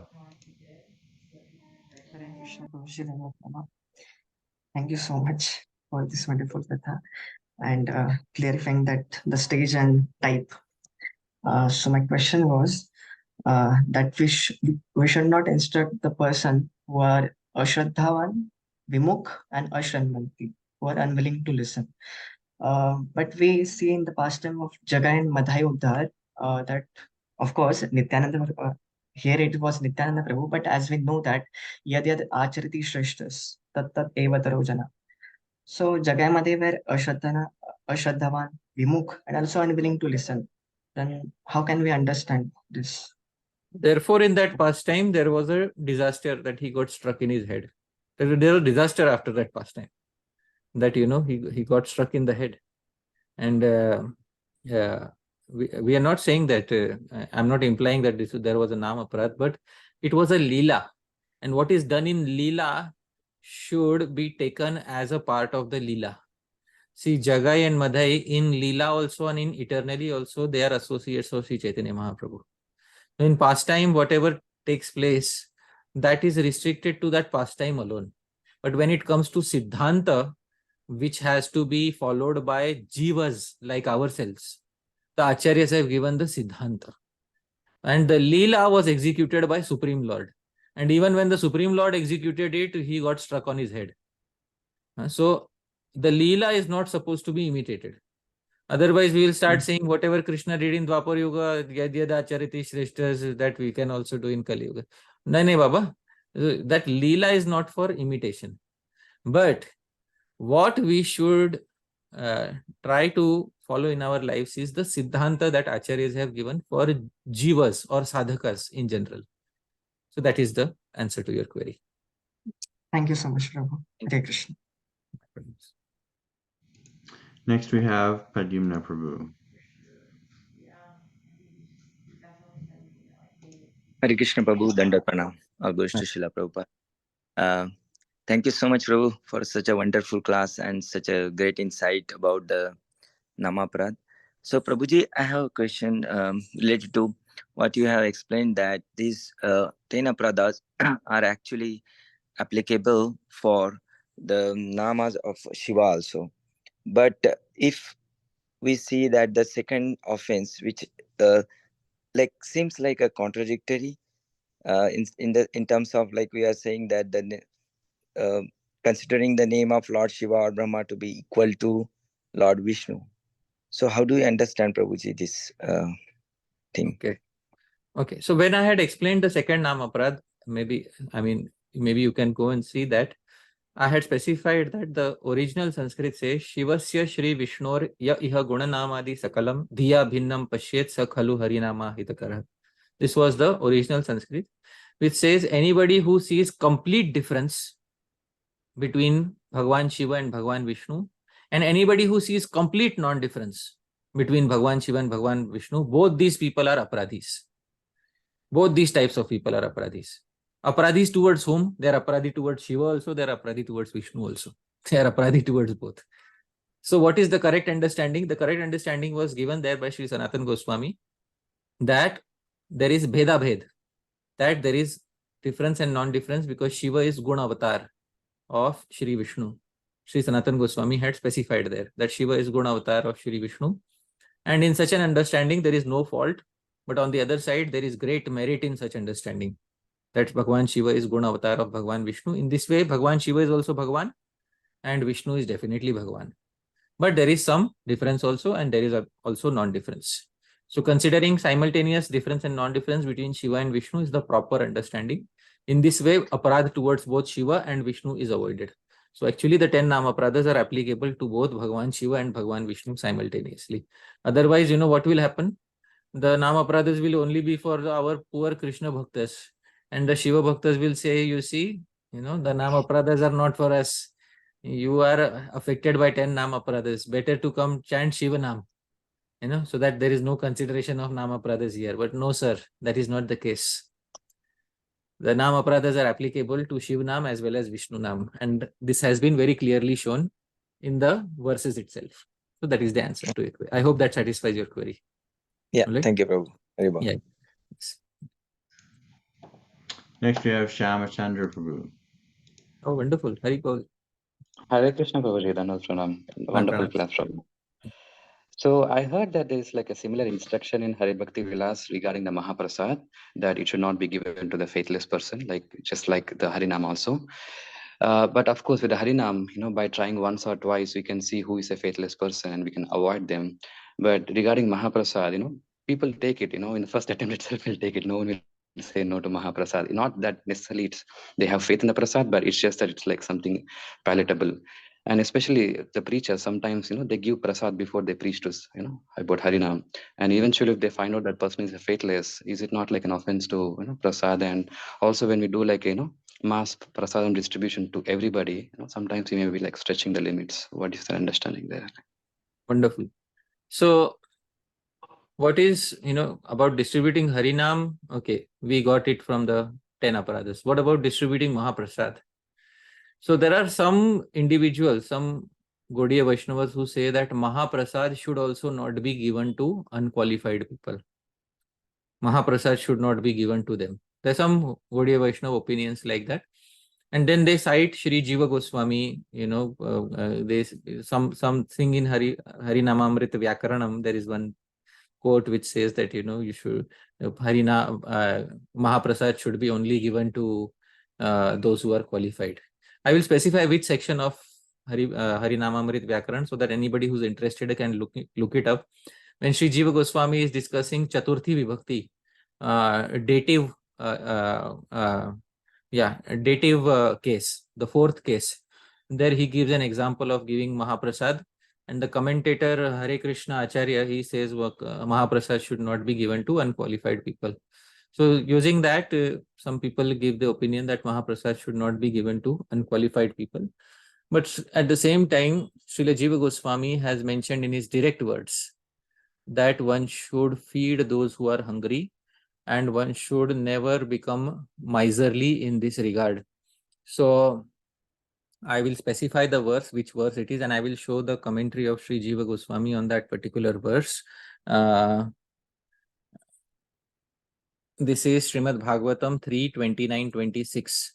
I will share the verse. The verse is in front of you now. Atmanascha parasyapi yah karotyantarodaram tasya bhinna drisho mrityur vidadhe bhayam ulbanam. This is 3rd canto, 29 chapter, 26 verse. Shyamchandra Prabhu, I would request you that you kindly unmute yourself and kindly read the translation of this verse. Yeah. As the blazing fire of death, I cause great fear to whoever makes the least discrimination between himself and other living entities because of a differential outlook. Yeah. So whosoever makes the least difference between himself and other living entities because of a differential outlook. Somebody may say there is nothing about feeding other people in this verse. But Srila Jiva Goswami specifies in the commentary, and it is the commentary of Sri Jiva Goswami. I will specify the commentary to this verse. He takes the term antarodaram. I will go above. He say antarodaram. The udaram basically also means stomach. So Srila Jiva Goswami specifies in his commentary, and I will point it out. Let me pull out the commentary of Srila Jiva Goswami. Srila Jiva Goswami in his commentary says, Antarodaram udar bhedena bhedam karoti. Yeah, so I'm sharing my screen and you can see what he says. So this is Srila Jiva Goswami. He says, Antarodaram udara bhedena bhedam karoti. Antarodaram means he differences between his own belly and somebody else's belly. Na tu mad adhisthanatvena atma samam pashyati. Such a person does not see me to be present in all the living entities and feels only his stomach. Tataschak shudhartikam api drishtva swodaradikam eva kevalam sambibharti iti artha. He only feeds his own stomach, doesn't feed others. Tasya bhinna drisho mrityu rupoham ulbanam bhayam sansaram. For such a person, I bring about fear of the material world in the form of repeated birth and death. So for the Grihastha especially, it is essential that they should give charity and they should feed. Obviously, what will they feed? They will feed Mahaprasad. In this regard, Shishtachar or the behavior of the sadhus is also a praman. In Jagannath Puri, Mahaprasad is distributed to anyone and everyone who comes to the temple and no such consideration is made. So Shishtachar is also a praman in this, or the behavior of the sadhus is also a praman in this regard. So I hope this satisfies your query, Prabhuji. Yes, Prabhu. Thank you very much. Next we have Rahul Pashan Prabhu. Yeah, Hare Krishna, Prabhuji. Yeah. Prabhuji, Dandvat Pranam. Prabhuji, after this class, I have this doubt which has come, and that's clarification what I want. See, in Srimad Bhagavatam, 6.2, 9th and 10th verse of that, in commentary of Srila Vishwanath Chakravarti Thakur, so he mentions why Ajamil as he's in Namabhas, so now I can say it is Chaya Namabhas, he does not get any impact, and in fact he gets a chance and then he is able to chant and then go to Bhagavad Dham. So, but regarding the others, then he quotes example. Now I understand that they are in the category of Pratibimb Namabhas.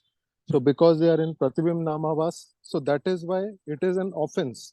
And ultimately it is a Namaparadha. One more category he mentioned is that Nama Balena Papa Pravritti also. Maybe that is only related to Namaparadha directly. And the other one is Shubh, the 8th Namaparadha. That also the Pratibimb Namavasi will be doing because he is considering that material benefits and all what comes from the other. Similarly, they will come from this. So, including you had mentioned 2. So, will this also come from Pratibimb Namavas? No, I will take you back to the slide where the 2 types of Namabhas were specified by our Acharya, Srila Bhakti Vinod Thakur. These 2 have come from Srila Bhakti Vinod Thakur and not prior to him. So this categorization has come from him. So the 2 types of Namabhas is in front of you once again. One is Chaya Namabhas. Chaya Namabhas is what is, classic Namabhas, you can say. Classic Namabhas that is mentioned in the Srimad Bhagavatam, that is Chaya Namabhas. So you can, somebody, like Ajamil was doing, or you jokingly you chant, or in musical, in Bollywood they chant. So, so this is Chaya Namabhas, right? Now, this can turn into Shuddhanam if proper association is there. But second is Pratibimba. When Naam is uttered with intentions of moksha, moksha means impersonal liberation, or purely with the intention of bhoga, with the intention of material enjoyment. When it is chanted with the intention of moksha, what is the aparadha? The aparadha is very clear. Shivasya Shri Vishnu Gunanamadi Sakalam. You start considering Shiva, Vishnu, all the jivas to be absolutely one, and only one thing, Brahma is there. I want to merge into that Brahman. This is obviously Namaparadha. When you start chanting with the intention of bhoga, material enjoyment, then which Namaparadha starts applying? So the last one, Shrutepi Nama Mahatme, you have heard so much about Shri Harinaam, but still, Aham Mamadi, Aham Mama Adi. Adi means etc. What does that etc. mean? So in the commentary, Sri Sanatan Goswami has specified what is the meaning of Adi, and I'd like to show you what is the meaning of Adi. See here. See here, in the commentary, you can see Adi Shabdena Vishaya Bhogadikam Chaiva.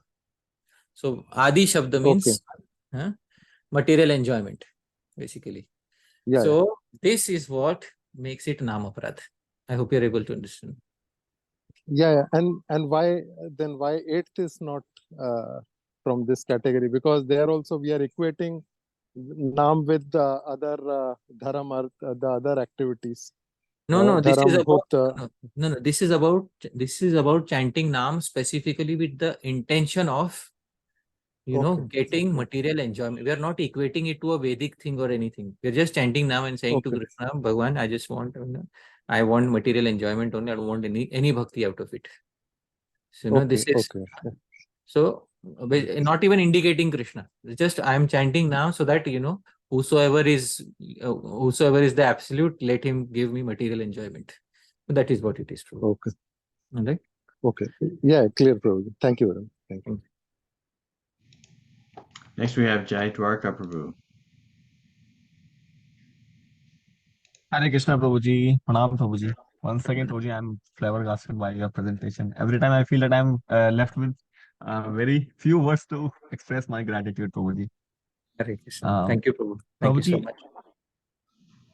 yes, Prabhuji, actually my question was from that portion uh, where you told that devotees sometimes there is a force in accepting the holy name.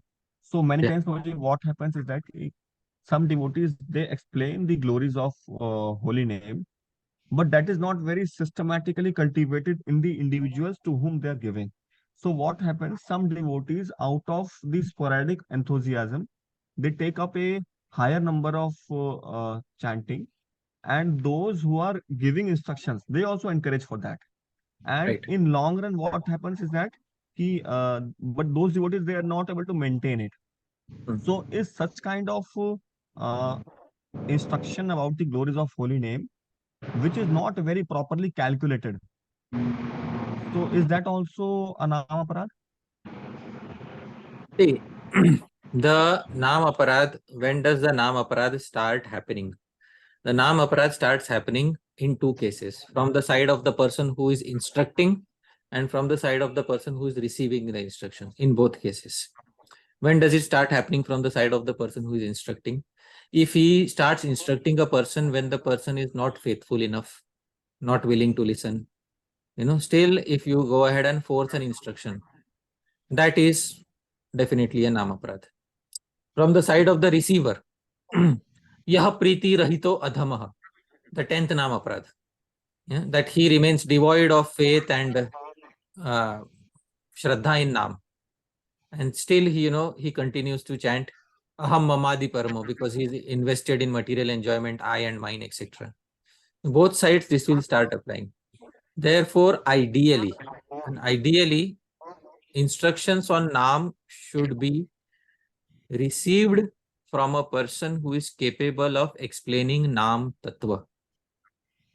And the person who is receiving Naam also should receive according to his or her capacity. I will ask you a very, very simple question, Prabhuji, Jai Dwarka Prabhu. Very simple question. Suppose you are very hungry and you want to eat something and you have two good friends. One is Dhāmeśvara Mahaprabhu, one is myself. So I come to you and I say, Jai Dwarka Prabhu, you are hungry, no problem. I bought 2 trucks of popcorn for you. 2 truckloads of popcorn. And Dhameshwar Mahaprabhu Prabhu comes and says, well, Jai Dwarka Prabhu, you are hungry. I bought you 1 plate of prasadam. It has paneer, butter, masala and nice chapati and nice dal and rice and everything. So 6 good items. So Jai Dwarka Prabhu, are you going to take my 2 trucks of popcorn filled with millions of popcorn, or are you going to take Dhameshwar Mahaprabhu Prabhu's plate? What are you going to do? Prabhuji's plate, okay, sir. Wow, you're not my good friend, huh? I bought you millions of popcorn, Prabhu, millions of popcorn. I'll take a few from you. Wonderful. So, but for filling your stomach, you will, accept that which is nourishing, satiating. So, this Bhagavan Naam should also feel nourishing and satiating for Bhagavan, who is, the object of our love. He should also feel nourished by our utterance of Naam. Should not feel disrespected. He should feel respected by it. All these things should be clarified to individuals who are taking up Nama Jap, who are taking up Nam Kirtan. Because otherwise, it's when we start doing forceful impositions on others, it works for some time and then it becomes a parampara and a sampradaya of forceful impositions. But when you see the same devotees after 20 years or 30 years, either they have lost the fire inside them, or they simply putting their hands inside the bead bag but not on their beads, or they have completely stopped. So if we want sustainable growth, not immediate growth, if we want sustainable growth, we should have gradual and shastrically guided measurements of progress. That is the answer to your query. Right? But Prabhuji, some individuals, they say that the other growth is also sustainable, because out of the many whom you will be able to instruct, there will be a few classes who will actually take the show on. So in this way, that growth is also sustainable. So how to answer Acha. such Jai opinion? Dwarka Prabhu, very simple answer. This answer that they give is without any reference to Shastra. We should answer by giving a reference to Shastra. What is the definition of sadhan bhakti in Bhakti Rasamrit Sindhu? Do you remember that definition? Kriti sadhya bhavet sadhya bhava sa sadhana bhidha nitya siddhasya bhavasya prakatyam hridi sadhyata. So I will pull out this definition in front of you, and I will tell you what this is. This is Bhakti Rasamrit Sindhu 1.2.2. We are defining sadhana bhakti. This is the definition of sadhana bhakti. Anybody who claims to give sadhana bhakti to others is supposed to follow this definition. What is sadhana bhakti? He says, Rupa Goswami is saying 1.2.2, Tatra sadhana bhakti. This is what sadhana bhakti's definition is. This is the core of the definition. Kriti sadhya. She is a lady. Sadhana bhakti is a lady. She should be executed by the senses. Kriti sadhya. So first condition. And bhavet, and she should help you. Sadhya, in achieving bhava, in achieving one stage. Which stage, Jayadwarka Prabhu, should she help you in achieving? Bhav stage. Bhav stage. If any sadhan is going against this, can you actually call it sadhan bhakti? No, Prabhuji. Wonderful. Sustainable is that which helps you attain bhav. So that is sustainable sadhan bhakti. Otherwise, that which only helps you reach up to anartha nivritti and then leaves you like an orphan, will you call that sadhan bhakti? Rupa Goswami, what did Rupa Goswami say? Sadhya bhava, practices which are sustainable enough to take you to which stage? The stage of bhav, na? Others are sustainable. Yes, force is sustainable till what time? Till the time of bhav? Certainly not. It is not sustainable till the time of bhav. So this is not going to work. Therefore, I said sustainable. Sustainable means till what stage? Till the stage of bhav. And force cannot work till the stage of bhav. Sorry, it cannot work, because anartha nivritti will come. And anartha nivritti will test a person thoroughly. And who will come out successful? Person who has natural, organic inclination towards Bhagwan's Naam.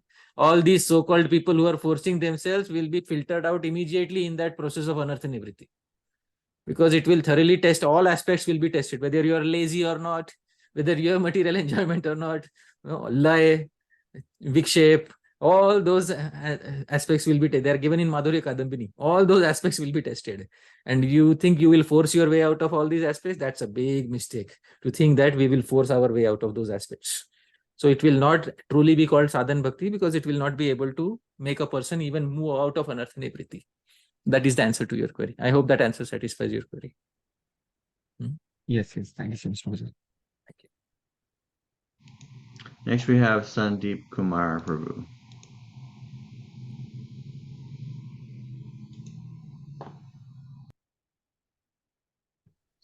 Hello, Hare Krishna Prabhuji, Dandat Pranam. So, there is a one doha from Tulsidas ji, that Tulsi mere Ram ko, just hold on, I'm reading that doha.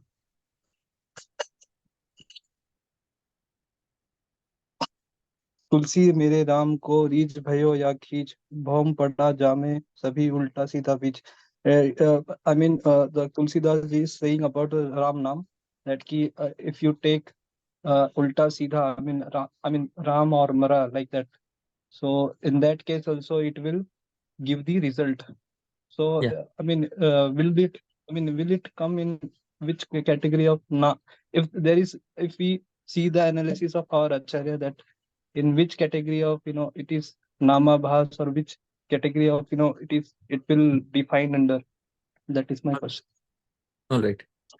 So the revered sadhu Sri Tulsidas ji from the Ramananda Sampradaya says that even if you take Bhagwan Ram's Naam straight or reverse, it will give you the desired result. Obviously, because the name of Bhagwan Ram or any two-syllabled name, even Krishna's name, if you reverse the syllables, ultimately you will get Krishna only. If you say Shna Kre, Shna Kre, Shna Kre, Shna Kre, Shna Kre, Shna Kre, so this is reversal of syllables. If you reverse the syllables of Rama, Ma Ra, Ma Ra, Ma Ram, Ma Ram, Ma Ram, you'll get Ram Naam only. But if you're not indicating Bhagwan Ram or if you're not indicating Bhagwan Krishna, then the acharyas very clearly say it is Namabhas. Namabhas can give you mukti also. It can give you all the way up to liberation. So whatever Sri Tulsidas ji is saying is not incorrect. It is correct. It will give you fruit. Definitely it will give you fruit. But the Gaudiya Vaishnavas don't want the fruit of mukti exactly. The Gaudiya Vaishnavas want something which is higher than mukti, which is prema bhakti. And that is the reason why, although Sri Tulsidas' statement is absolutely on the spot, correct, but the fruit that he is speaking of is mukti, and the fruit that the Gaudiya Vaishnavas want is not only mukti. Gaudiya Vaishnavas don't want mukti, they want, prema bhakti. For prema bhakti, you have to directly indicate the Lord, and you have to chant the Naam which has been received in a Guru Parampara from a bona fide Vaishnava Guru. So that is. Okay, thank you, brother. Thanks a lot. Prabhuji, I have one more question before I have to go. Sure. I let other people go, but I have limited time. In the Namaparadhas, it was emphasized how it's important to respect all sadhus. They might have different conceptions, different ideas. They might be impersonalists, personalists, but they have saintly qualities, at least the secondary saintly qualities. So we should respect them. At the same time, there's an emphasis in the second Namaparad about having a proper understanding, Sambandhagyan, of Bhagavan, our relationship. So, in the light of the whole Sarvapishta Yatapaya, it's like chanting from a non-devotee is like milk touched by the lips of a serpent. Like, what is the value? It seems like there is some value given to even a Mayavadi's kirtan here, but then in other places not so much so. Okay. Actually, if you see the verse, I will point out the exact verse. The verse is speaking in the context of a specific context is there in that particular verse. I will share the verse. Here it is. Sri Sanatan Goswami quotes from the Padma Purana. What does Sri Sanatan Goswami quote from the Padma Purana? A Vaishnava, for somebody who is not a Vaishnava, Mukhodgiranam, what comes from his mouth? Putam Hari Kathamritam. Even though very pristine, Hari Kathamritam, Hari Katha. So this is speaking about Hari Katha. The verse is speaking about Hari Katha. So somebody is not a follower of Hari, but he is giving a Katha on Hari. That is what it is being indicated. So now, no matter how pristine that Katha appears, Shravanam Naiva Kartavyam, don't hear such Katha. Sarpochishtam Yatha Payah, just as one does not touch milk that has been touched by a snake. So the verse is in the specific context of Hari Katha. Now, why Hari Katha? Because Hari Katha includes philosophy. That is what it is. So when they start speaking the philosophy, that is when the danger starts happening. And that is where Acharya Sri Sanatan Goswami tells us to pause. We have respect for them as an individual, for the principles of sadhuness that they are following, their renunciation, their dedication to holy places, their dedication even to chanting Naam is glorious. But we don't align with their views on Harinaam. We don't align with their views on Harikatha, with their views on the philosophy of Krishna. And for that reason, we have respect for their personality. We will never assassinate their character. But we don't have to necessarily associate with their darshan or with the philosophy that they have in their minds. Darshan we get from our Gurujanas. So I hope that satisfies your query. Prabhuji, I know that our Acharya Srila Prabhupada took that in reference to chanting also. For example, you did a recording of Hare Krishna Mahamantra and then a recorded purport afterwards, and used it there. So do you recommend that we don't make any distinction when there's kirtan, regardless of who it's led by, what their views are? No. Srila Prabhupada made that also in regard to chanting of kirtan, because when somebody chants kirtan, then philosophy comes as upalakshana with it. So, let's say there is some impersonalist who chants very beautiful kirtan. And, we hear it and we say, wow, wonderful. Who is this person? We get to know him more. And then we hear from him once or twice, and then Hari Katha gets introduced. So, Srila Prabhupada nips it in the bud by saying that Harikathamritam by Upalakshan includes Hari Kirtan also. So that is the reason why Srila Prabhupada includes Hari Kirtan in Harikathamritam.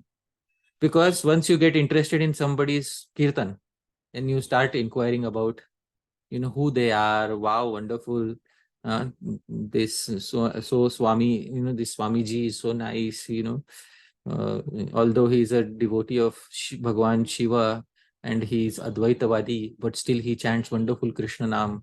Let me hear from him. That is when, the Vaishnava philosophy is in a risk of getting affected by impersonal understandings. That is the reason Srila Prabhupada was always extra cautious about these things. Therefore, he placed the barrier at listening to Hari Kirtan also from such people. And that's a very valid thing that he said. So I hope that satisfies you. Thank you so much, Prabhuji. I'm gonna let Paramakarna Prabhu take over the Q&A. Wonderful. Okay, Hare Krishna. So next, I think Sachindra Krishna Prabhu, did he already ask a question? He asked a question in text, but all here are, except for you, are second rounder. So you should go first. Okay, Prabhuji. Okay, sure, thanks. So my question is about the Namabhasa stage. And thank you so much for making it so clear, and especially with the Jaiva Dharma reference that you gave, made it very, very clear. The Chaya Pratibimba. Thank you so much. I was reading one particular English version of Jaiva Dharma, and maybe if you can bring up that slide. Sure. I'll share my screen with you. Yeah. My question is that about the ninth, not ninth, the 10th and the 11th offense, especially the aham mamadi and inattentiveness.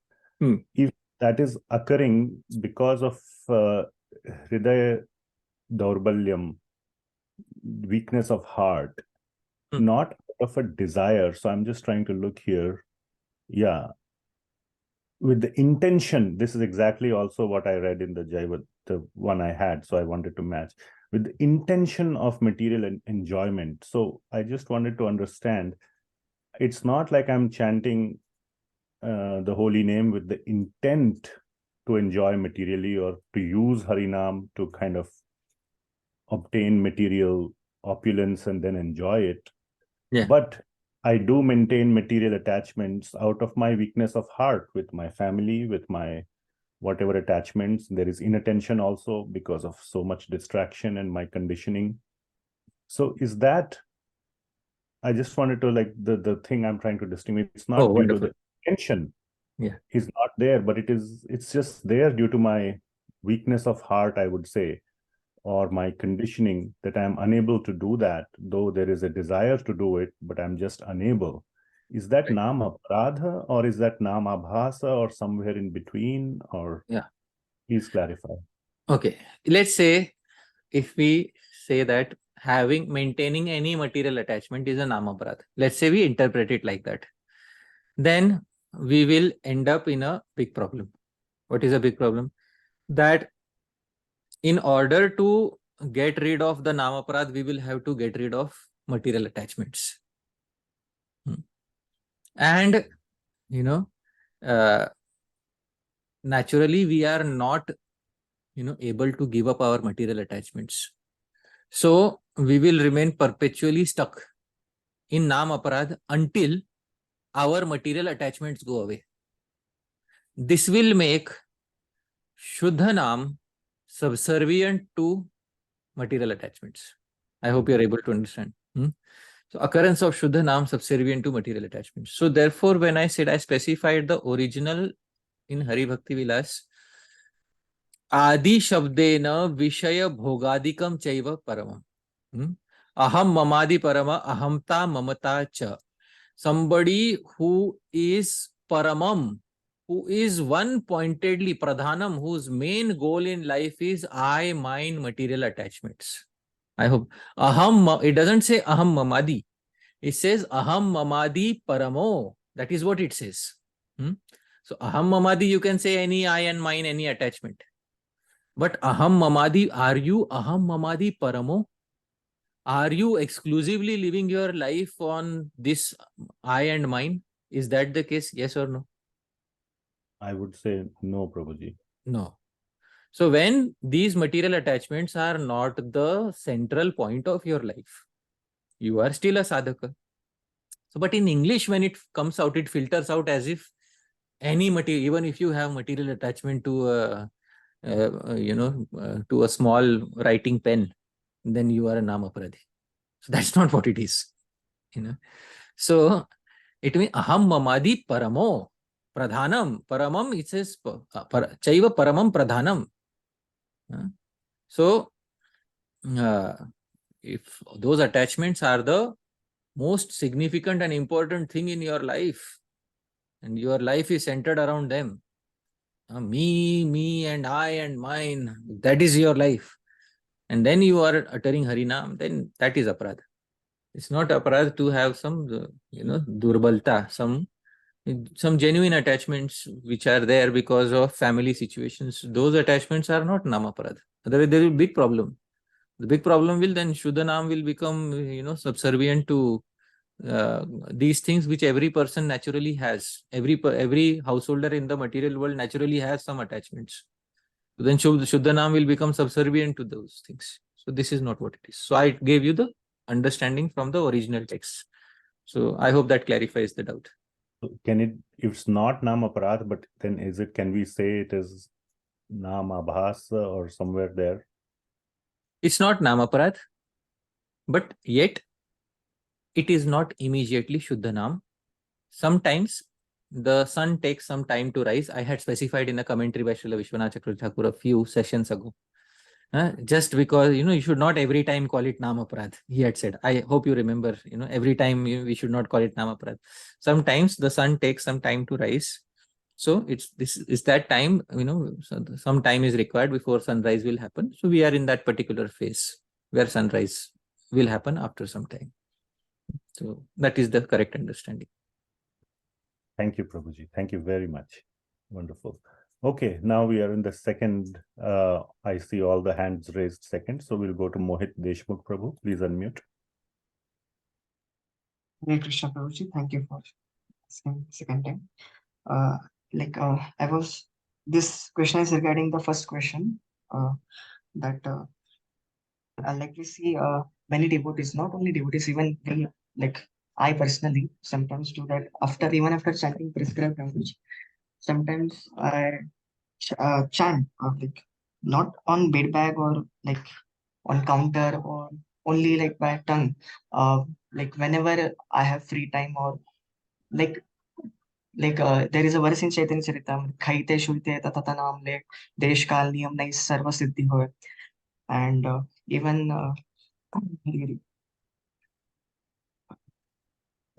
sometimes Hare Krishna, in these all cases we are chanting it inattentively, but our intention is to remember Krishna by chanting his names, not only Hare Krishna Mahamantra, any of his names.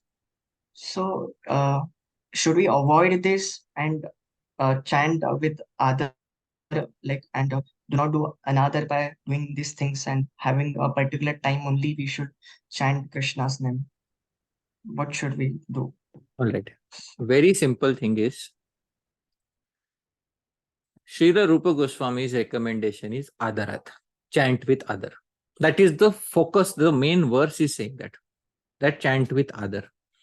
You are saying after your prescribed rounds, you chant something extra, that falls under the category of Kirtan. Whatever whatever you don't put your hand in your Japamala, whatever you don't chant for a fixed quantity, that basically more or less is going to fall in the category of Kirtan. When you are performing Kirtan, you can perform alone also. One person can also perform Kirtan. For Sankirtan, you need 3 or more.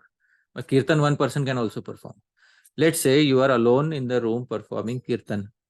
So, ideally, you should basically perform Kirtan with other. Why? The purpose of you're free, then there is no Sankhya restriction, there is no restriction of number on you. Why are you performing with another? So the thing is, you should perform with other. With other, whatever is possible, you khaite, shuite, yatha, tatha, naam, lay. Eating, sleeping, whenever you can take naam, but sneha samyukta naam. That name in which affection is involved. That name in which we are directly addressing the person with attention. So when lying down while eating, you can no worries. But you should have other. There should not be another. Because once another is introduced, then we are going downstream. And that is not good. So wherever there is other, there is progress. Wherever there is another, progress is not there. That is very clear message given in the verse. Therefore, let's try to ensure as much other as possible. We don't want 2 trucks of popcorn to satisfy our hunger. We want one good plate of, eatables which can satisfy our hunger. Mahaprasada. Yeah, Mahaprasada. Yeah, that's what it is. All right. And in other times we can contemplate on the Upadeshamritam or any such. There are 64 limbs of Bhakti Yes. which expand into millions of limbs of Bhakti in the Hari Bhakti Vilas. So devotees used to do so many limbs of Bhakti. And don't let anybody force you by saying, oh no, but Harinaam is the most important. Yeah, Harinaam is the most important. Therefore, we do 16 rounds of our japa. We understand that. But other limbs are also there.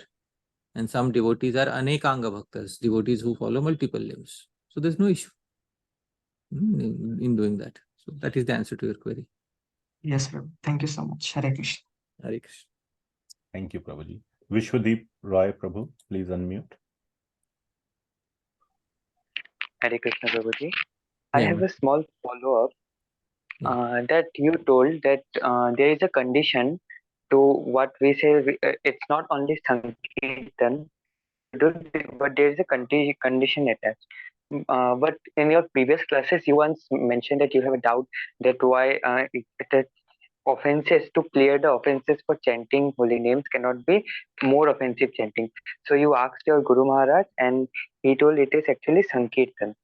But if now Sankirtan also has a consideration of Namaparadha, why Sankirtan is mentioned? It can be anything like Kirtan and the other condition, Kirtan or chanting, and the condition is mentioned. Why this Sankirtan is only put up?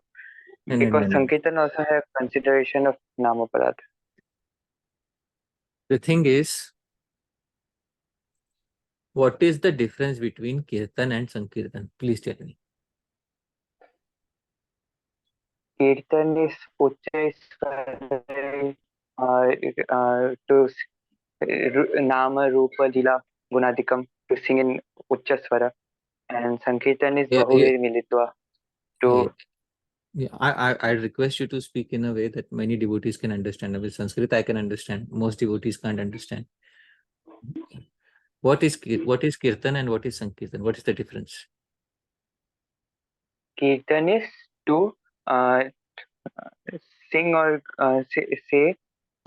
speak Krishna's guna qualities about Rupa, his form, his pastimes in a audible or loud voice. Does Kirtan require multiple people? No. Oh, wonderful. What is Sankirtan? It should be Bahuvir Militva. It should be more than 2. And Kirtan should be performed. That is Sankirtan. When there are more than 2 people, 3 or more than 3 people are there, So that is what the Hari Bhakti Vilas verse is. Sada Sankirtayan Nama Tadeka Sharano Bhavet. Become one exclusively sheltered in Nama by constantly performing Sankirtan. All right. So how can you constantly perform Sankirtan? Please tell me. Not possible. It is possible. There is a verse which says that you can. Constantly Sankirtan. Yeah. Trinadapi Sunichena, Tarorapi Sahishnuna, Amanina Manadena, Kirtaniya. Sadahari. Yeah. Now, how will you develop those qualities, Prabhu? By lonely Kirtan or by Sankirtan with those who have already achieved those qualities? Sankirtan. Wonderful. So when we meditate on the meanings of the words, the doors of our understandings open in directions that we have not previously conceived of. We have to, meditate deeply on the words and what is the implication of the words. Yes, Prabhuji. So Sada Sankirtayan Nama. Suppose I am infected with Namaparadhas. Let's say, I consider Shiva and Vishnu to be completely different from each other. I am infected with this Namaparadha. How will this Namaparadha clear out? Please tell me. If some Tattva Vignya Vaishnava who knows what is the Tattva clears our all doubts. But you just said chant in silence, chant alone loudly, you will be able to do that. Yes, it's not possible. So sometimes the tattvas that we speak should appeal to the rationale of the mind. It's just not blind philosophy. How does it work? It's not that it just works. No. How does it work? Who will explain how does it work? There are 1,000 people who say just do it, it will work. There are maybe 1 in 1,000 people who will tell you how it works. Yes. So that is the type of understanding we are looking for. We are not just looking for forceful statements. Chant Harinaam and it will work for you. Forget about everything else. Chant Harinaam, forget everything else and it will work for you. You will get rid of all aparadhas. Arey bhai, how? One of my aparadhis I considered Shiva and Vishnu to be different. Now, how by chanting Harinaam in a lonely place will I get rid of this? No, just chant, forget about these considerations. Arey Baba, instructions given in such euphoria will not be able to help us. We need somebody who is what's Shanto Bhava. Beta, be quiet, sit down.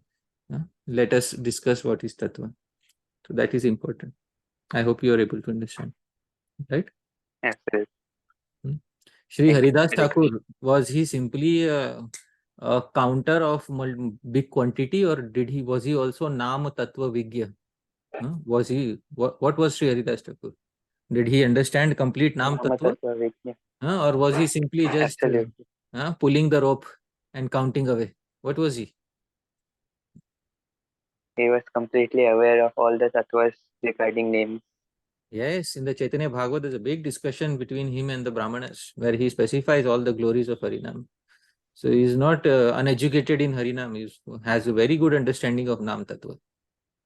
So such people, when they specify, from them, if we get our doubts cleared, that is actual understanding of Shri Harinam. Otherwise, force, I can also force you. Force, there is nothing, it doesn't take much effort to force a person. The effort is in learning Naam Tattva, understanding Naam Tattva and explaining it to others. Forcing anybody can do. That is not a problem. You only need a stick to force somebody.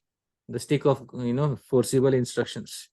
But that is not the way people are supposed to be inspired in chanting Harinam. Chaitanya Mahaprabhu never, ever told that people should be forced, to chant in this manner. People should always be inspired to chant by telling them the glories of Harinam. So that is the answer to your query. Right? Thank you, Prabhuji. Thank you, Prabhuji. Next we have Sachindra Krishna Prabhu.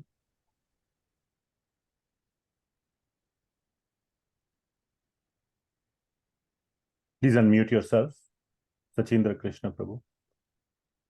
Hare Krishna Prabhuji, thank you so much for the wonderful class as always. It's enlightening, and as you said, we'll have to go through it multiple times. I have been, attending japa sessions for quite some time, and it's just great to have you elucidate some of the finer teachings. Now, my question is, where do I stand? I mean, where do most devotees stand? We know the 10 offenses, and we've learned it in great detail from you.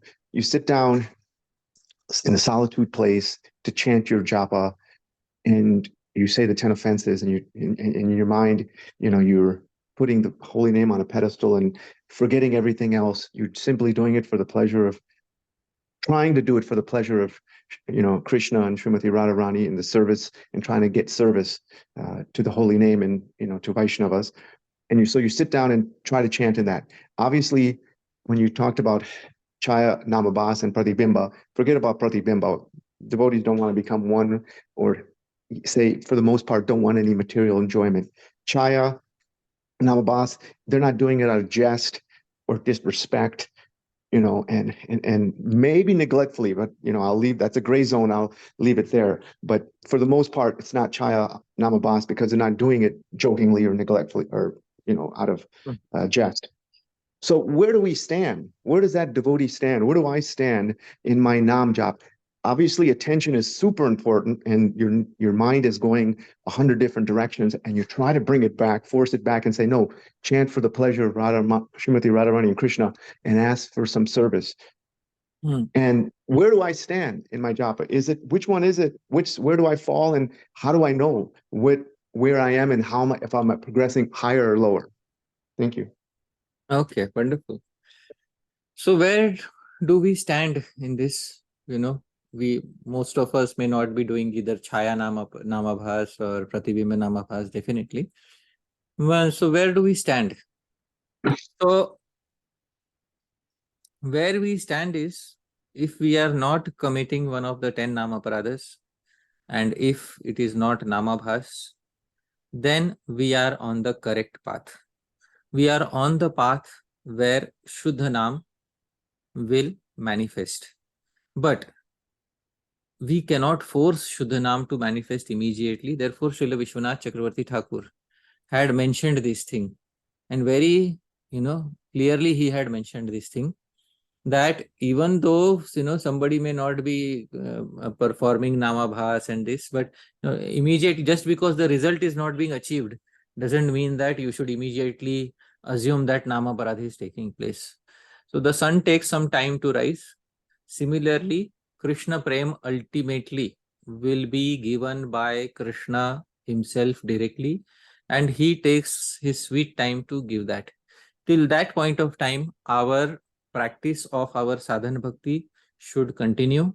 And it's not only Nama, along with Nama Kirtan, there should be something else which is known as Smaran. And Shri Rupa Goswami is going to bring that up in the next verse. Nama Rupa Charitadi Sukirtana Anusmrityoha. Both things have to go hand in hand.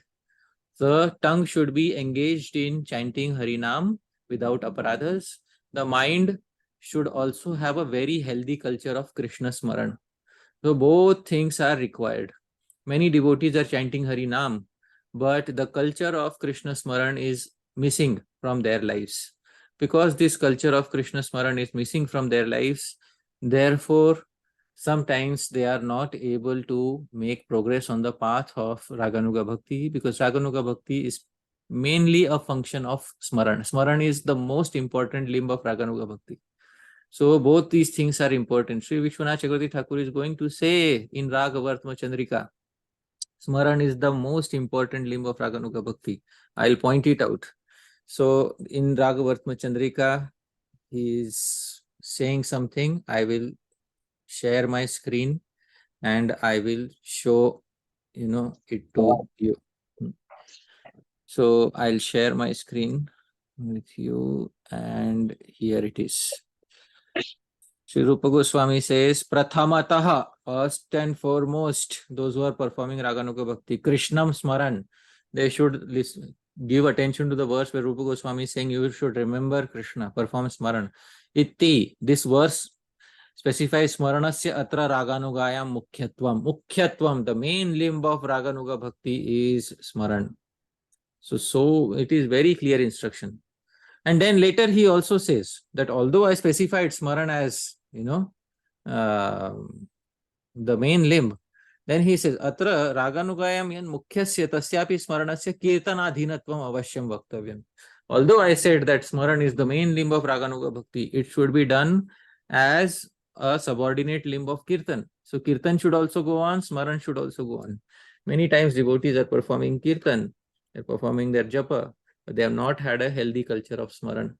So they are somewhere in between. When they get proper association and guidance, then their kirtan and smaran will happen simultaneously. They will make rapid progress, and very soon they will have prema arise in their lives. That is the answer to your query. Thank you, Prabhuji. Thank you, Prabhuji. We have Jai Gauranga Prabhu. Yep. Please unmute. Hare Krishna Prabhuji, Dandat Pranam. Yeah, My question is for regarding the 10th aparadha, like we hear like Cheto Darpana Marjanam, at the same time we also hear Naam Chintamani. So how do we understand this 10th aparadha in relation to these two things we hear about the Naam? No, I didn't understand. The Naam is Cheto Darpana Marjanam. It cleanses. Yeah, like if I have a material attachment, now it says that now Cheto Darpana Marjan, it will clear my material attachments. At the same time, we also hear Naam Chintamani. Chintamani, which is, it will fulfill all my desires also. So how do we understand? Cheto Darpana Marjanam is glorification of what? What is the last term in that verse? Param Vijayate Shri Krishna Sankirtan. Shri Krishna Sankirtan, na? Yeah. It's a glorification of Shri Krishna Sankirtan, right? And what is Sankirtan? By two or three people coming together, especially in the association of Mahaprabhu. Two will not be called Sankirtan. Three or more than three coming together. Yeah. So, and when that quality of individual, quality of Vaishnavas is there, it will ensure Cheto Darpana Marjanam. When you have good quality Vaishnavas who are performing Sankirtan, it will ensure that your heart is cleansed. So that verse is in the context of Shri Krishna Sankirtanam. I am interpreting the verse in the exact words of the verse. I'm not, deviating here or there. So that is a glorification of Shri Krishna Sankirtan. So what is your query again? Please tell me. I just wanted to understand, like, if I have a 10th offense, so when I'm chanting Hare Krishna Mahamantra, so the Cheto Darpana Marjanam, this benefit not be applicable, or it will only applicable when I do the Naam Sankirtan, as you mentioned now? First and foremost, what is the 10th aparadha, Prabhu? Can you tell me what is the understanding that you have of the 10th aparadha? Like to maintain the material attachment even after understanding so many instructions. There, Prabhu, the whole purpose of the class is to tell you in original what is the meaning of the 10th Namaparadha. So in the original Sanskrit, it says Aham Mamadi Parama. Meaning of Parama is, I had pointed out in my answer to Param Karuna Prabhu, Parama means if the main purpose of your life is I and mine and material enjoyment. Is the main purpose of your life material enjoyment? No, Prabhu. Then you are not under the ambit of that aparadha. So what is the main purpose of your life? Please tell me. To attain Krishna Prem. Wonderful. So you are not Aham Mamadi Parama. You are Krishna Parama. Aham Mamadi is Gauna. It is secondary in your life, though it exists. So how can you fall in the ambit of that aparadha? And I showed with the commentary of Sri Sanatana Goswami. Parama. What is the meaning of Paramam? Paramam means Pradhanam. The main thing in somebody's life is Aham Mama. That is not your case. So that aparadha will not apply to you. Because of having a few minor attachments. And what in relation to this Naam Chintamani, like if I have a secondary attachment, like you mentioned, it is not Pradhan, but still I have some material desires. So Right. will holy name fulfill my this material attachment? Or like What is the meaning of the term Chintamani, Prabhu? desire wish fulfilling, like it fulfills all your desires, whatever desires you have. Chintamani is a wish fulfilling stone, touchstone. That is the meaning of Chintamani. Chintamani, when it touches, it is said that when Chintamani touches a particular, it touches iron, it turns it into gold. Something that is what Chintamani has an effect. So as soon as Naam is Chintamani means Naam is a touchstone which can completely transform the desires of a particular person. When it touches you, then immediately all your material desires gradually will be transformed into desires for Krishna Bhakti. It may take some time, but nonetheless, its function as a Chintamani is definitely there. Ever since you started chanting Krishna Naam, haven't your material desires reduced and haven't your devotional desires increased? Please tell me yes or no. Yes, Prabhu. So obviously, it has performed its function of being a Chintamani. It can perform more functions, provided, from your side also you have more acceptability towards Naam. From your side also you clarify your doubts about Shri Naam. Then it will perform the function of Chintamani to a greater extent. That is the answer to your query. Thank you, Prabhu. Yeah. Thank you, Prabhuji. So looks like Dhāmeśvara Mahaprabhu is back. Are you back? Are you able to take over? I have a question, Prabhuji. I probably won't be able to take over. Okay. But, okay. Are you able to wait or should we go to? Sure. Yeah, no problem. Okay. Madhav Prabhu, please go ahead. Hare Krishna, Prabhuji, Dandavat Pranam. Yeah. Prabhuji, I had a little question about Smaranam. So in some of your talks, you have specified that Smaranam should be cultivated as a separate limb from Japa and Kirtan. Yet at the same time, we also have the understanding that we should do Smaran while chanting and like associate the name with the form and the guna and the lila. So how do we reconcile these two? Can you like put some light on this?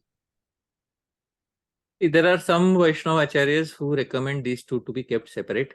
There are some Vaishnava Acharyas who are okay with merging these two limbs. Okay, but when we come to the next verse, because next verse will be about Kirtan and Smaran, there I will specify all these opinions. There is some places where Srila Prabhupada says something, some places where Srila Jiva Goswami says something. But it's an elaborate subject matter where not only one opinion of one Acharya is involved, but multiple opinions of multiple Acharyas are involved here. And how do we strike a balance and what should we select in our personal lives? That also I will specify there. But it is a subject matter which is going to come up in the next, because somehow we started touching the next verse. Therefore, I think this question might have arisen. So the best thing is that when we actually come to the verse where it says, Sukirtananu smrityaho, and then when the discussion starts happening on that, then the entire details of all those will come out.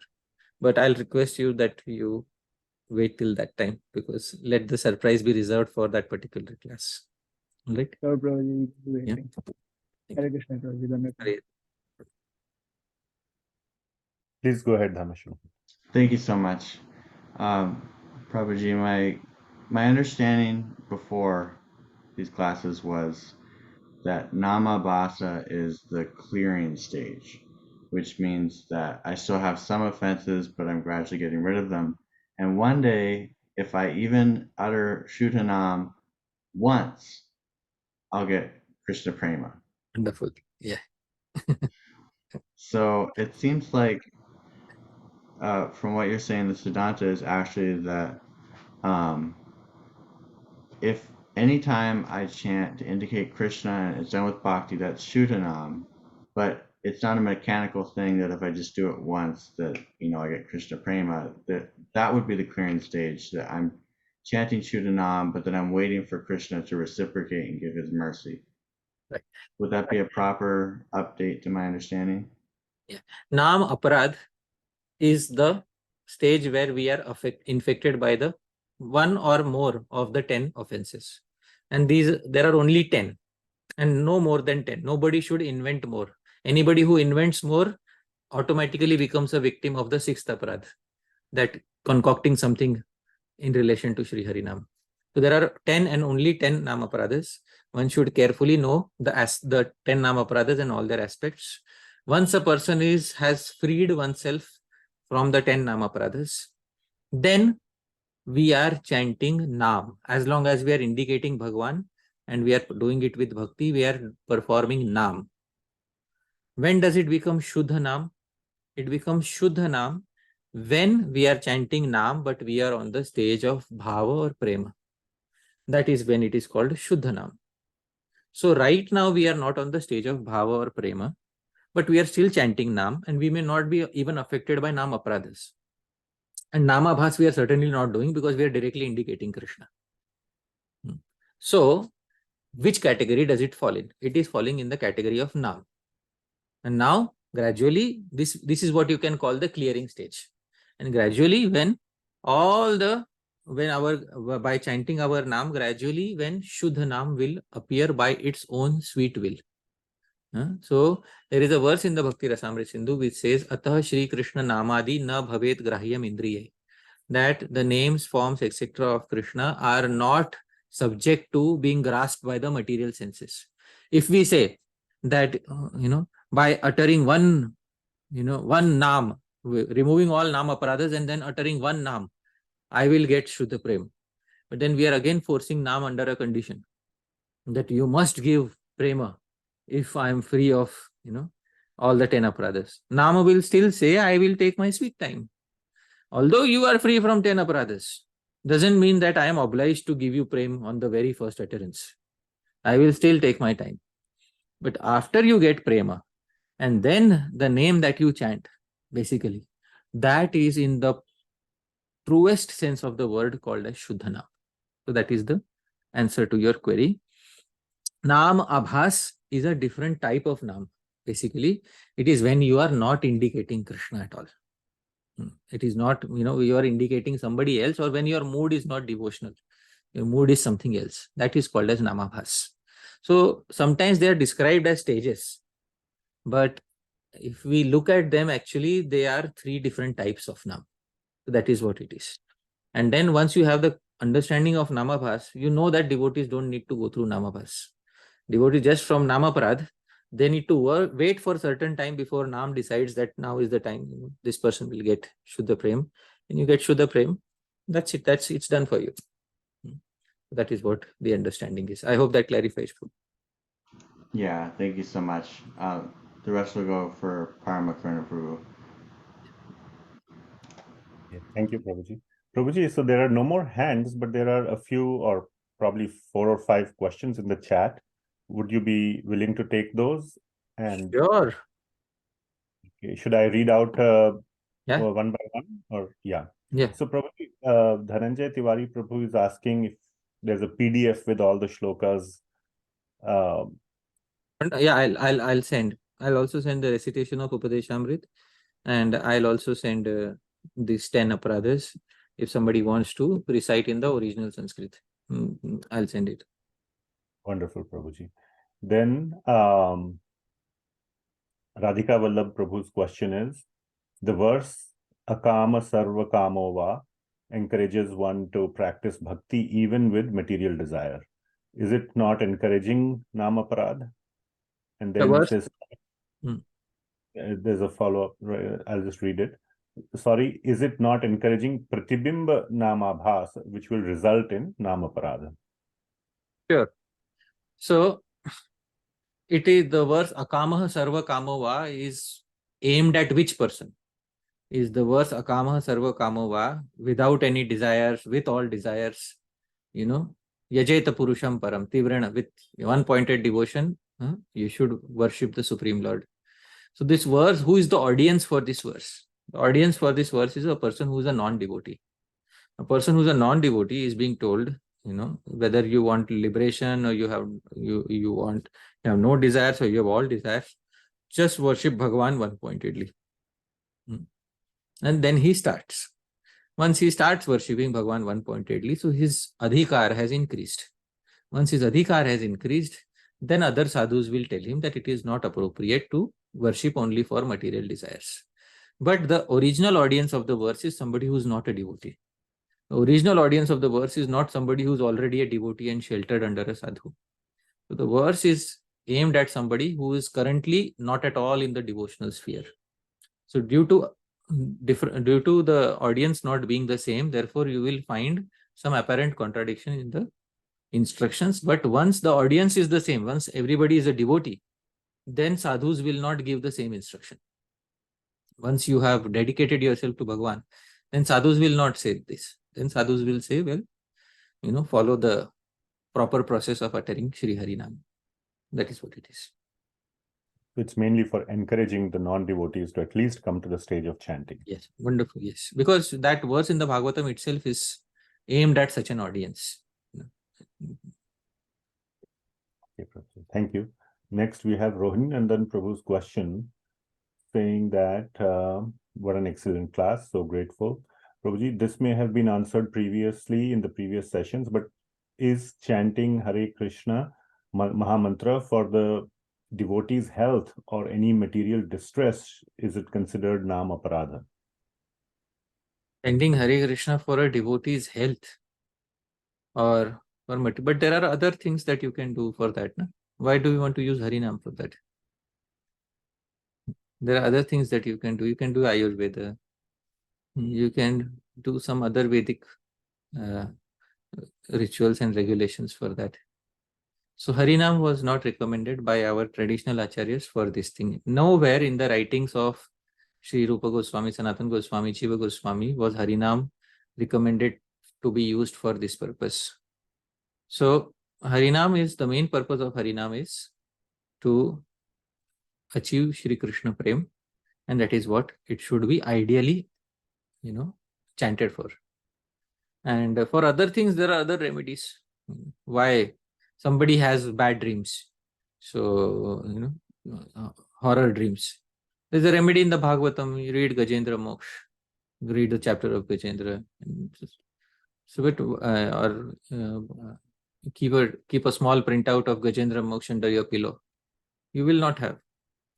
So there are other remedies. So why to take Harinam for that particular sake? That is what it is. Thank you. Next, there is a question by Mandakini Mataji. She asks, what is the example of another for holy name? When can chanting holy name while lying down can be with another versus with other? I didn't quite understand, but I think what she's asking is, is chanting while lying down another? Performing japa while lying down is certainly, because japa has some recommendations. The recommendation is not rules, recommendation.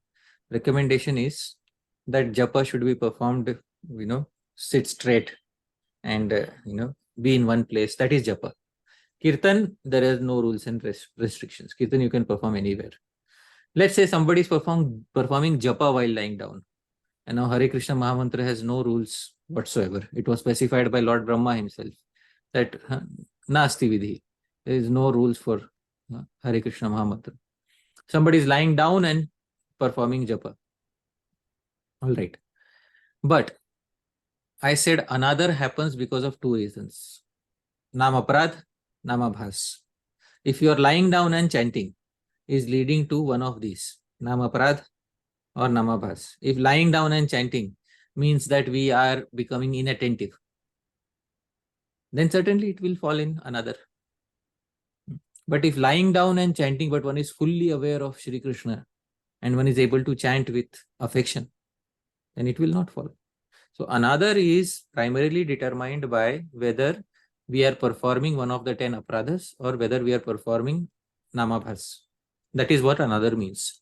So I specified another in terms of principle, not in terms of posture or sitting or standing or sleeping, etc. Another in terms of principle is twofold: namaparadha, namabhas. If you are performing one of these two or both of these while lying down, sleeping, or even while sitting straight, it is another. That is the answer to the query. Thank you, Prabhuji. Then we have Vishwadeep Prabhu is asking a question. Should we not give Upadesh of Naam to the mentioned type of people or Upadesh of Bhakti to them? Yeah. Vishwadeep Prabhu, are you still here? You want to clarify? At least I didn't fully understand the question. It was probably written at that particular time. I have asked you to unmute.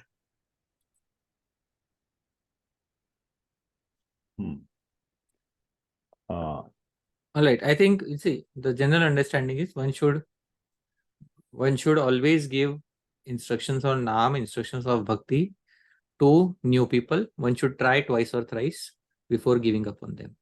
That is what it is. Yes, Prabhuji. Prabhuji, one question I received privately was, can we do kirtan for someone's health? Not japa, but kirtan. All sorts of Harinaam, all sorts of this are best employed when done for Bhagwan Shri Krishna's prema. Kirtan is for whose pleasure? It is for Bhagwan Shri Krishna's pleasure. So, our aim of doing kirtan should be to please Krishna. After the kirtan is done, then we can say one private prayer to Krishna. Oh Krishna, if you are pleased, then we would request you to kindly, take care of the health of this Vaishnava. Rather than dedicating the entire kirtan to an entity other than Krishna. The entire kirtan was dedicated to health. No, sir. The kirtan should be dedicated to Krishna. And after the kirtan, one should pray that, dear Shri Krishna, if you are pleased with this kirtan, please facilitate the health of this particular Vaishnava. This is our desire. That is what it is. Very nice, Prabhuji. Thank you.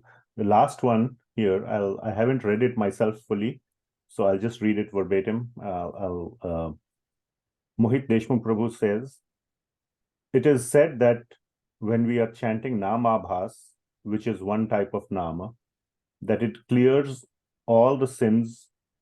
So is there any praman for this? Obviously, the verse which Vyasdev I quoted, Ashesh Agaharam Vidu, it can potentially clear out all the sins of people. It is never forced to clean the sins. It is not a gardener in our personal garden that once we chant Namabha, so now why did you not clear my sins? No. Ashesh Agaharam, it can potentially clear out all the sins if it so desires. That is the meaning of that verse. Right. Yes, Prabhuji. So that completes all the, I don't think I have missed anything here. So that completes all the Q&A, Prabhuji. Thank you so much. Mohit Deshmukh Prabhu, you just raised your hand. Go ahead and... Prabhuji, there was next statement that because in India, if we see almost everyone is chanting Chaya Namabhas. So are they all freed from sins? And as you said that if Harinam wish, it is potential to so that they can clear of the sins. Yes. If Harinam so desires, even for somebody who is chanting Namabhas, according to Harinam's desires, all his sinful reactions will be taken away. But that can also happen by taking a bath in the Ganga regularly. Main thing is, after they take a bath in the Ganga or after they get their sins cleared by chanting Harinam, is the tendency for committing sin, if it still remains, one will still end up in the material world again. That's the thing. Yes, Prabhu. But the Harinam does Cheto Darpana Marjan. Marjanam to which level? If you are on Namabhas, to which level? To the tendency of not committing sins, at least.